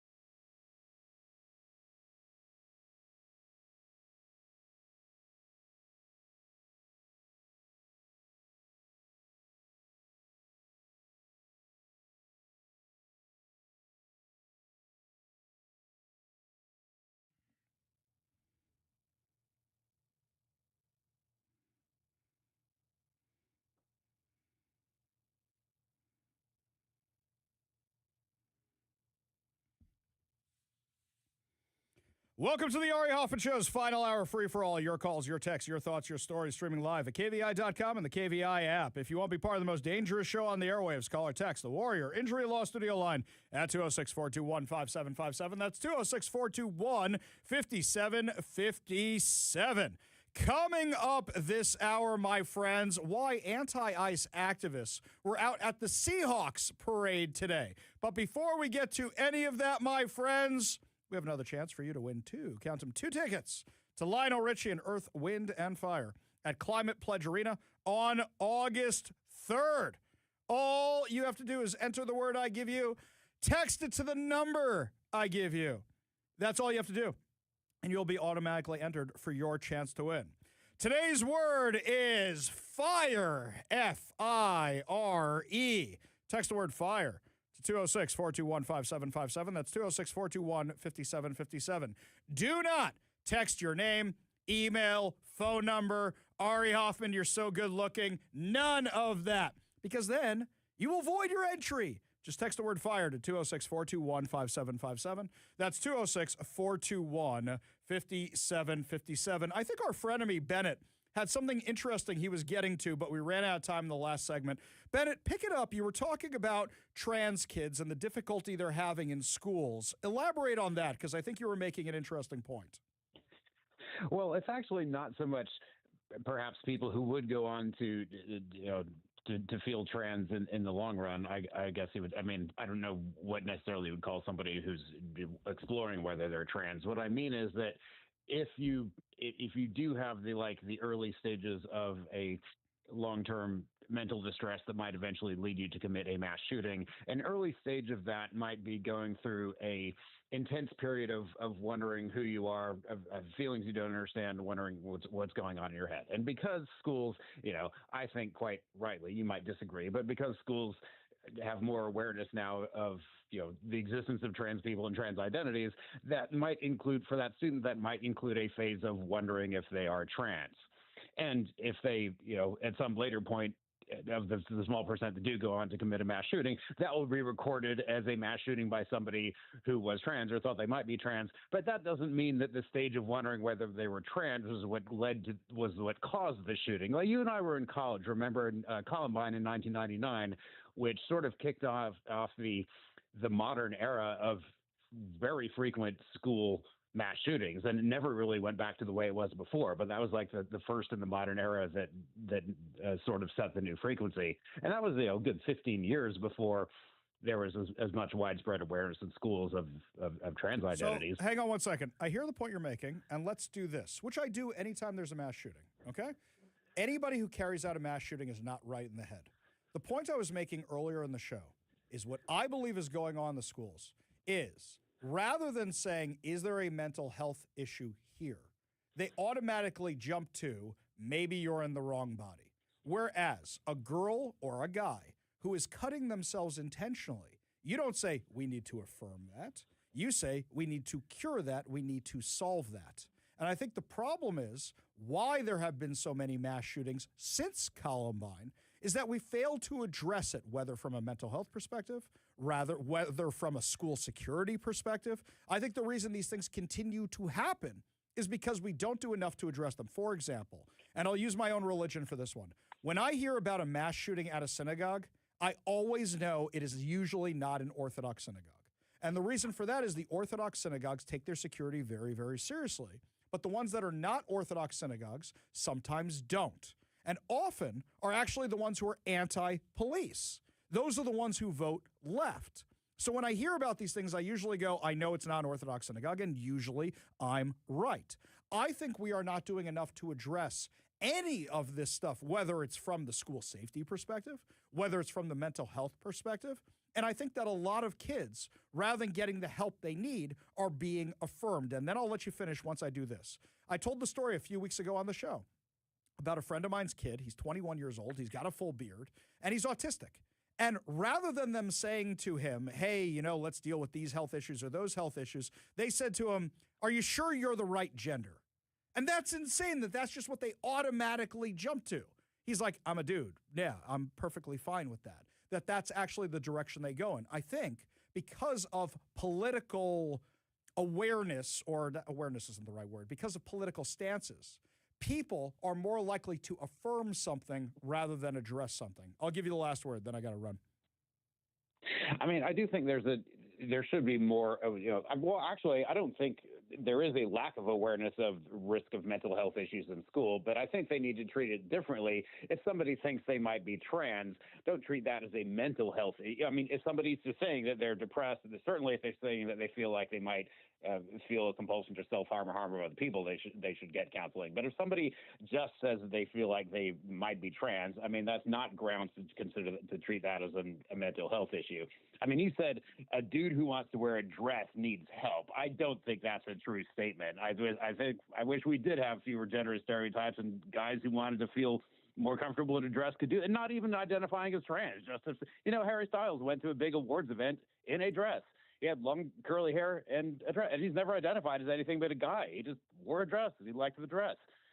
I just remember the guy on MASH with the Section 8. I mean, the guy on MASH who was always trying to get mentally discharged from the military for wearing dresses and whatever else it was. And maybe that's an outdated way of thinking of things, but I'll tell you this, Ben, is that a regular person does not say, I want to cut something off to solve my mental health problems. Can we agree with that? I mean, I think you do need to distinguish between like cutting in the sense of self-harm versus, I mean, do you think that adults who identify as trans that want to go through this a full sex change surgery, do you think that's mental illness? Because that's cutting. I mean, heck, I went through a cutting. I was a partial liver donor. That was a cutting. Okay, hang on a second here, okay? By that logic, you're going to say somebody with cancer who cuts something else, that's a cutting. No. One thing is for somebody's health, and one thing is not for somebody's health. Now, if you want to say, well, I made myself less healthy by donating this organ, yeah, we could have that argument here. But I do think that we are not addressing the mental health things, and the studies are showing is that this does not fix the people who are suicidal. In fact, it actually makes it worse. So that's one of the reasons the American Medical Association and so many others are backing away for this for the kids. Bennett, I really enjoyed this conversation. This was a good one. Appreciate you being part of the show. You want to be part of the show, you give us a call or text at 206-421-5757. That's 206-421-5757. Oh, I do like this text here. This is great. This one here from the 425. Ari Hoffman, you are so good looking. Well, thank you. I made that joke during the contest. And those of you, by the way, who are texting in recipes for the Turd Ferguson. Okay, this is a whole nother level. Kevin, they're creative over here on the text line today. If we were going to have a drink called the Turd Ferguson, these are actually kind of funny. Vodka with creme de cacao, coca. I can't even say English today. I've been out in the sun too much. And half a Baby Ruth bar. Boo! Boo! That's bad. Don't do that. Or a duck fart. Have you ever had a duck fart? Long time ago, yeah. We get those when we're out skiing. Layered Kahlua Baileys, right? Yeah. I love that kind of stuff.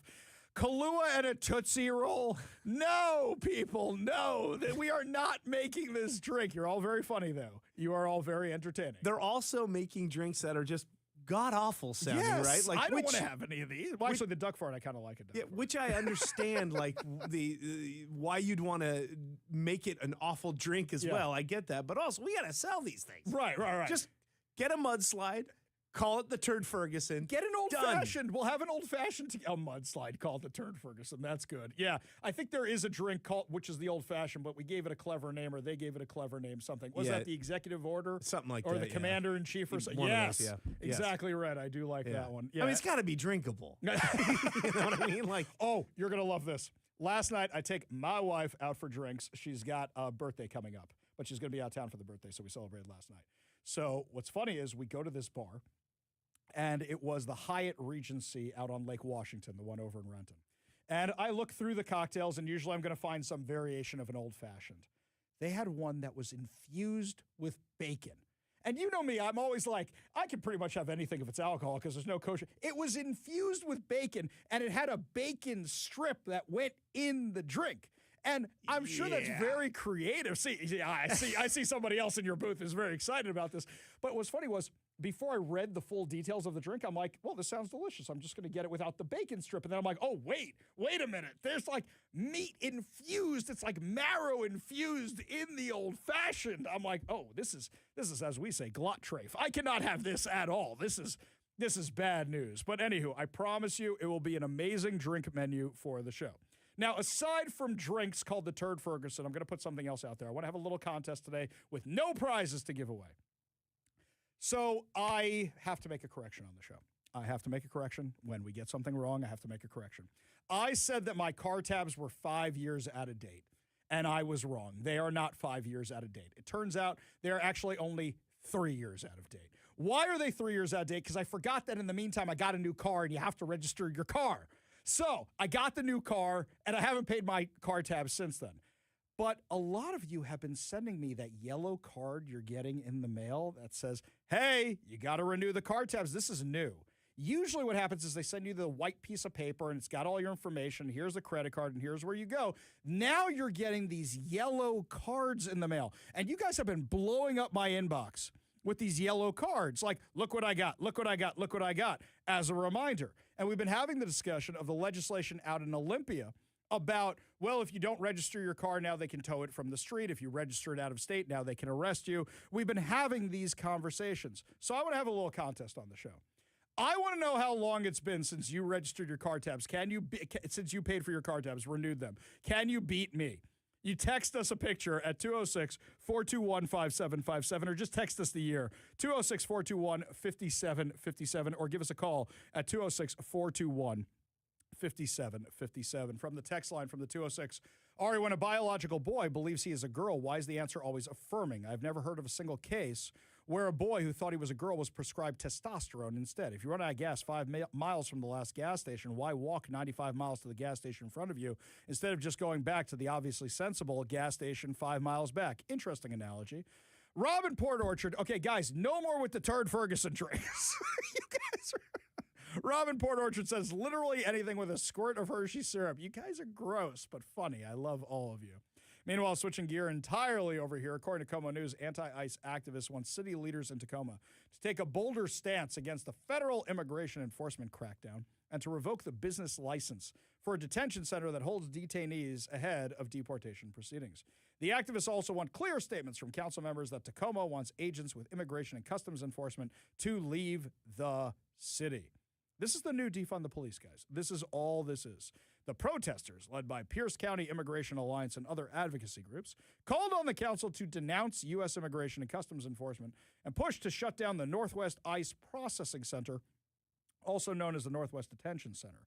The protest was led by members of the Pierce County Immigration Alliance as well as other groups. Speakers lined up to give direct testimony in chambers before the recess, but the demonstration became so rowdy that at one point Mayor Anders Ibsen briefly halted the meeting. Activists submitted a proposed resolution last month asking the council to do everything in their power to oppose what they described as a militarized federal immigration enforcement in Tacoma. The proposal calls for the city to revoke the detention center's business license, publicly condemn its operations, and pursue all available avenues to end its presence. You know what's fascinating to me? I didn't hear any of you guys talk about Trooper Christopher Gadd when he was killed by an illegal alien. In fact, I didn't hear you guys talk about anybody who was ever killed by an illegal alien. You want to demonize ICE so much, but you never talk about the victims of illegal alien criminals. Never, ever, ever. So you want to get rid of ICE. Who would you like to enforce the border? Oh, wait a minute. They don't want anybody to actually enforce the border. They don't want that at all. Instead, they're saying, we don't want law and order. We want open borders. We want people coming back and coming and going and coming and going. No. That's how you get the problems that they are having out in Europe right now, especially in the UK, with the takeover they're having. That's not a solution. For them, the same people who are saying defund the police, abolish the prisons just a few years ago are now the people who are saying, oh, defund ICE, get rid of ICE, because they actually don't want any law and order whatsoever. This is just the new version of it. This one here from the text line, the 253 says, you have me beat. My tabs are 4 months out of date. I got one of those notice cards. This one here, Jeff says, I can't beat your car tab record, but the RV down the street from me could. You mean the RVs that they're not going to get ticketed, they're not going to get arrested, they're not going to get towed, right? This one here from the 425. Okay, this one may win. 425, if you can take a picture of this and prove it, they say they last renewed their tabs in 2000. 2000! I need a picture. I need a picture of that one to actually see that one. Hang on, Paul's got one here. 1990? He's got a picture. That one may actually win. Wait a second. Is this car mobile? Do we have to add a caveat that the car has to be mobile? It can't just be sitting there on your front lawn? This is, hang on, we got another one here on the car tabs. This one here from 2001. From 2000, you guys have me really, really badly beat. I'm glad I didn't give away prizes today, or somebody was definitely going to beat me on this. Amazing, absolutely amazing. Wow, I'm kind of impressed at this. So then let me ask you the follow-up question. With all the threats they're making, are any of them going to make you register your vehicle? Now, if it's not mobile, you're not worried about anything. But I want to know, are you guys concerned about this? Are you guys concerned about the arrests? Are you guys concerned about the impoundment? See, for me, I pay my wife's car registration because she shouldn't have to suffer because of my political activism, so she doesn't want to put up with that kind of stuff. Fine. So we'll just take her car out for dinner and I park in a garage. I'm golden. I'm golden. This one here, Paul says, I stepped out for a minute, but I have 2021 on mine, and I use it every single day. Larry in Magnolia wants to know where I got the bacon old-fashioned. Okay, I didn't get the bacon old-fashioned, but he wants to know the bar it is. The Hyatt in Renton, the Hyatt Regency, I think it is, in Renton, has a bar called the Water's Edge Table, something. That's where we went last night. Enjoyed it. Lovely. Fantastic. That's where they have the old-fashioned with the ham. Now, he says he wants old-fashioned with ham and eggs. Okay, they didn't have the eggs, but they had the bacon in the thing. So that's out in Renton. You can check that one out. This one here.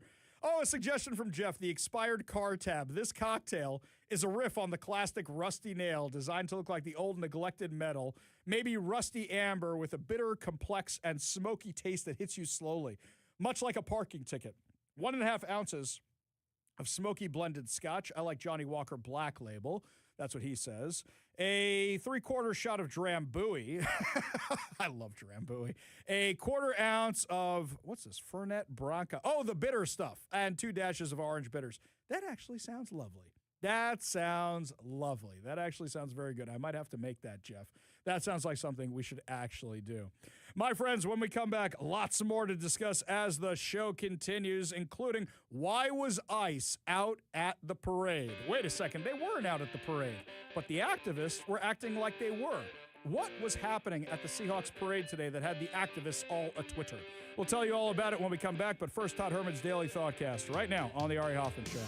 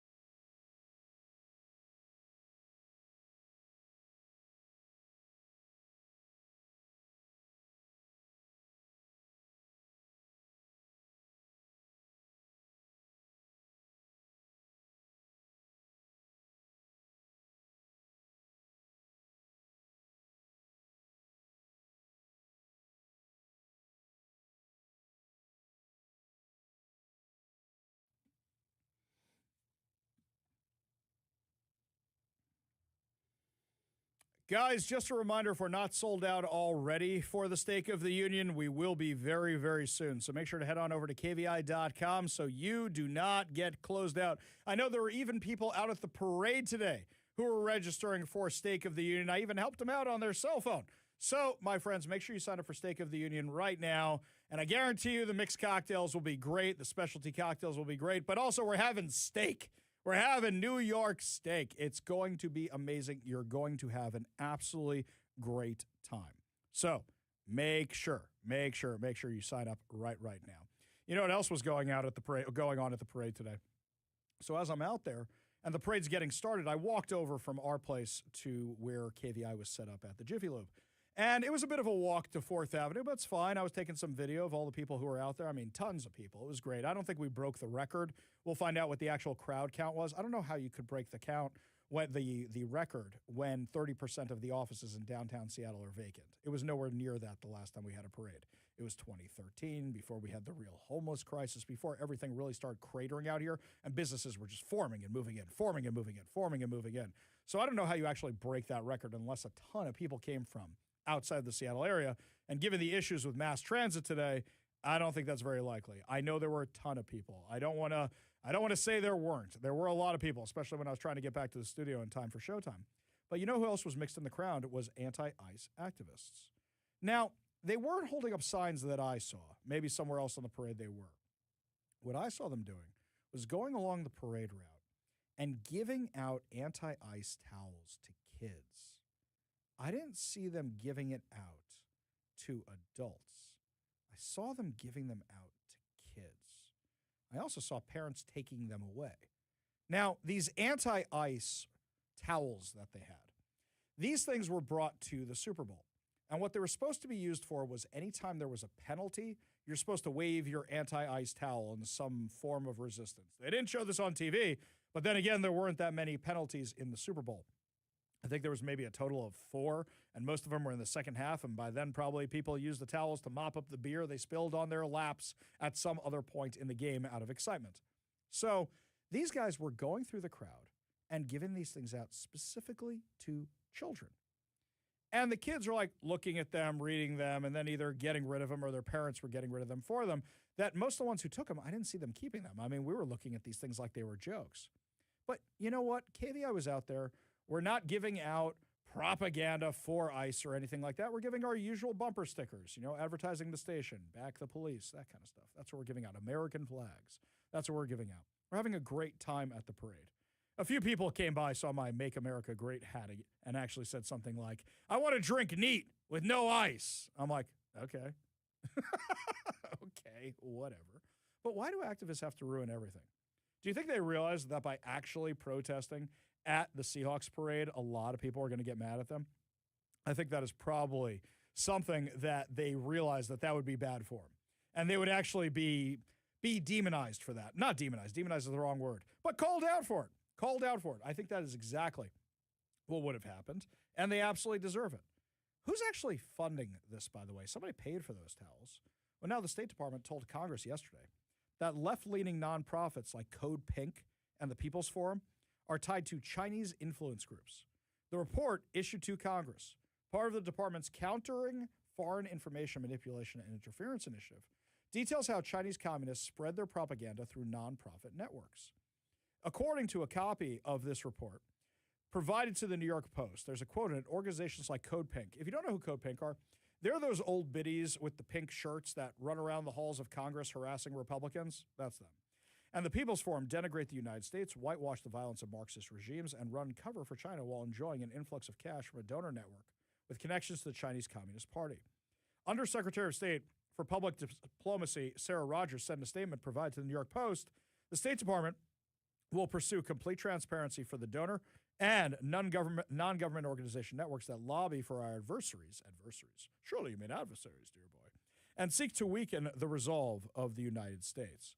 The report also cites groups linked to the so-called Singham Network, nonprofits funded by tech mogul Neville Roy Singham. His wife is a co-founder of Code Pink. And Singham an American living in China, reportedly works closely with the Chinese government media machine and is financing its propaganda worldwide. Chinese diplomats, state media, and pro-China influencers use social media, content-sharing agreements, and local partnerships to publish pro-CCP propaganda.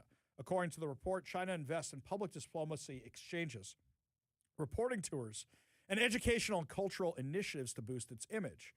According to them, China, Iran, and Russia aggressively use state media, proxies, and digital platforms to spread propaganda and falsehoods, undermine U.S. credibility and policies, and expand their influence. Hey, where are all the Democrats in this? Aren't they the ones who are always talking about the propaganda, about Russia, Russian propaganda? They don't care when Trump's not involved, right? Code Pink, founded in 2002 as an anti-war group, runs a working group called China is Not Our Enemy, which encourages Americans to travel to China. The State Department noted one trip where participants studied revolutionary history. Oh, great. And toured villages transformed by poverty alleviation programs. A participant later said the trip convinced him to defend China from our government's aggression. The nonprofit has also hosted webinars praising the Chinese Communist Revolution, including one where an activist described it as a path forward to liberation. The People's Forum in New York also praises the Chinese Communist Revolution and studies it as a model for leftist activists in the U.S. The group once hosted a 3-part lesson on revolutionary processes and has organized pro-Maduro protests, according to the report. These sound like really fun party people, don't they? And yet, now you have these organizations funding them to undermine the United States, and these wackadoodles are running around the halls of Congress. My favorite is when Marco Rubio actually called them out for the fact that they were supporting Hamas after October 7th. And he said, I want to make sure you get this on tape. And he called them a whole bunch of vicious monsters, and they got all mad at him for saying that. Yeah, that was one of my favorite things involving these wackadoodles. Speaking of wackadoodles, by the way, we just found out that Catholic organizations are now calling out the woman who got fired from the Trump administration's task force. When we come back, my friends, we're going to tell you what these Catholic organizations say, because it's really, really awesome that they are calling her out. We'll have those details for you when we come back. You're listening to the Ari Hoffman Show on Talk Radio 570 KVI.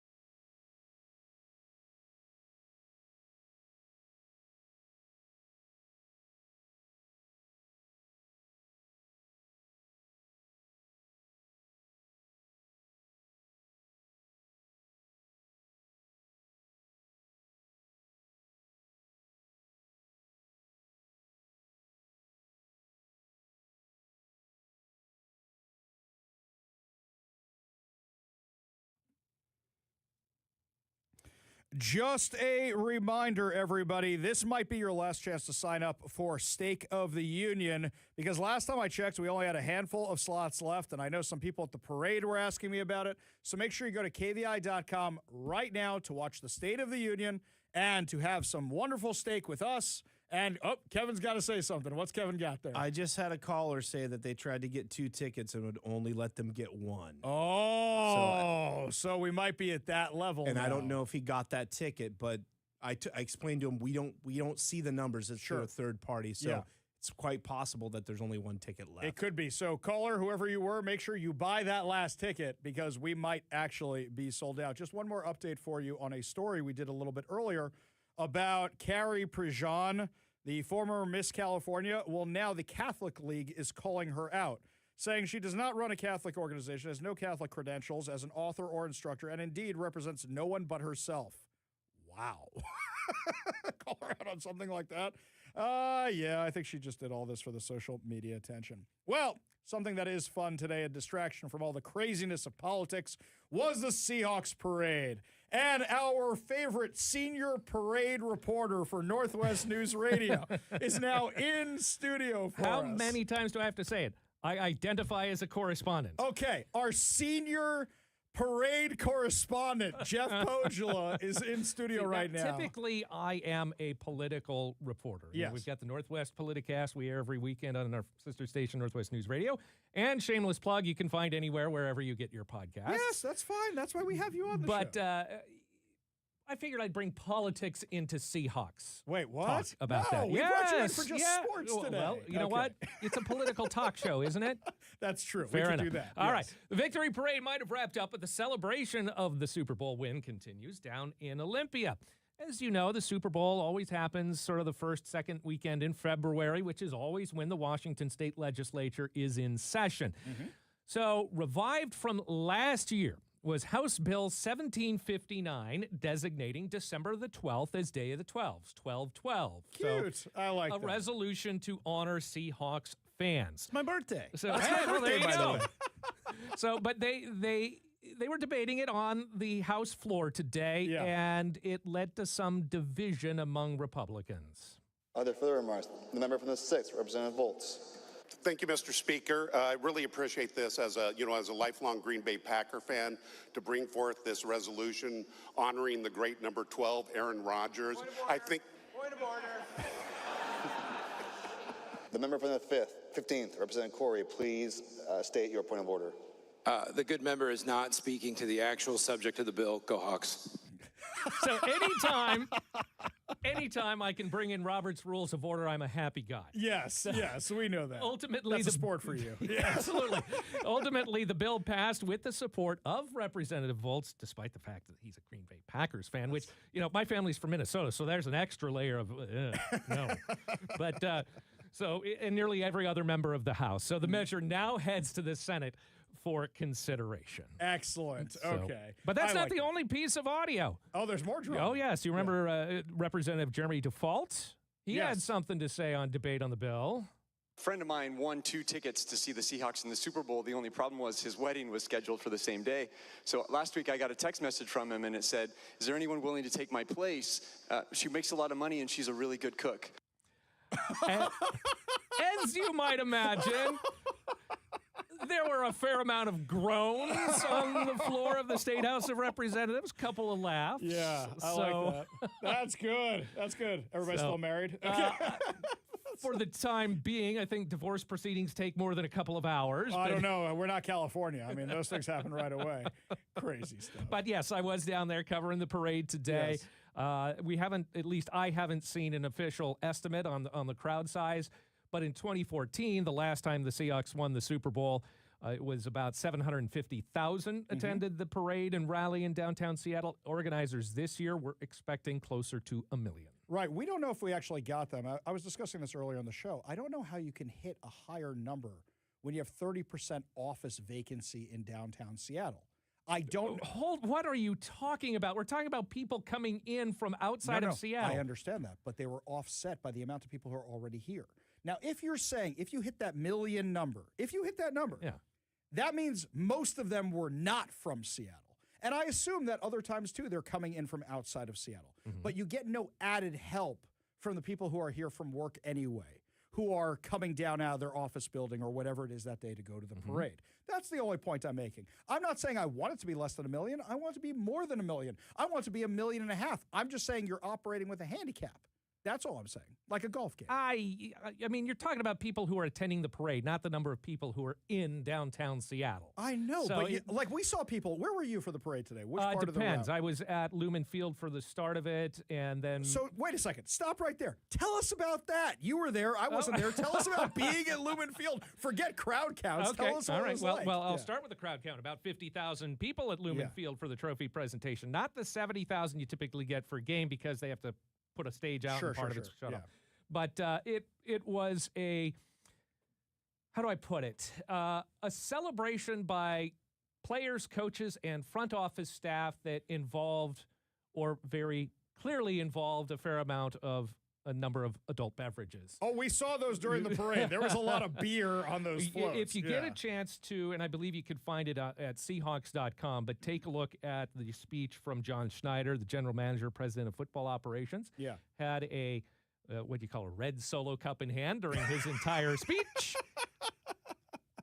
Can't say what was in it, but I'll you say can this. assume. By the time he got to us, and we were closer toward the end of the parade route, it looked like he already had the contents of multiple red Solo cups by the time he showed up. He was having a good time. He to was say the having least. a great time. In fact, I was texting a friend of mine who is a huge, diehard Seahawks fan. Said, "Well, it looks like John Schneider is might be a little tipsy, celebrating a bit much early on." The response was, "Just as long as he's sober on draft day." I heard rumors that he had the new Turd Ferguson drink. And that's what was talking about earlier. No, but you know we're poking fun. It's all in good fun. But there's no question that the GM of the Seahawks, John Schneider, has done a phenomenal job in just a few years. The turnaround. Yeah. I mean, it's crazy. Yeah, and you know, to bring in Sam Darnold as the quarterback, you know, you bring in Mike McDonald as the head coach after you part ways with Pete Carroll. Here, I'm talking like a sports reporter now.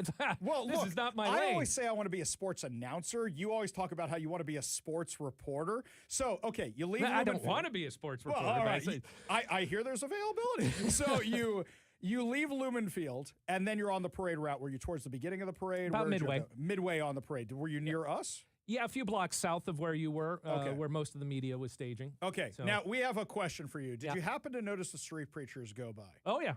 Was I may there not a have guy noticed them, but I certainly heard them. Was there a guy dressed as Jesus following them? Not that I noticed. Okay, so I wonder if this is. We'll have to verify if this was true or not. Oh, We no, have he verified it off air. Oh, yes. he did? Bennett was indeed dressed that way. He yes. one of our callers was dressed as Jesus, apparently following these street preachers. Okay, so Jeff, it's been a great season. It's been an amazing season. You're a big fan. What can we look forward to? Like I said, my family's from Minnesota. Yeah, I understand. I'm a reporter. I can't be a fan of anything. Okay, stop that. We all have our biases, all right? You just said yours is towards Minnesota. I said I'm from Minnesota. Uh-huh.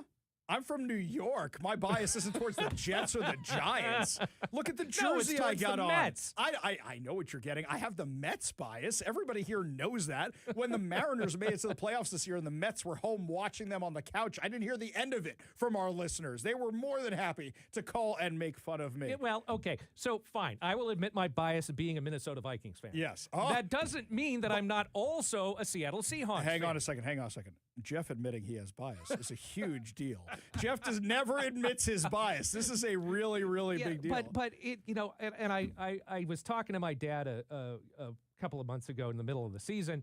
I was like, why did you raise me to be a Vikings fan? It is a miserable experience.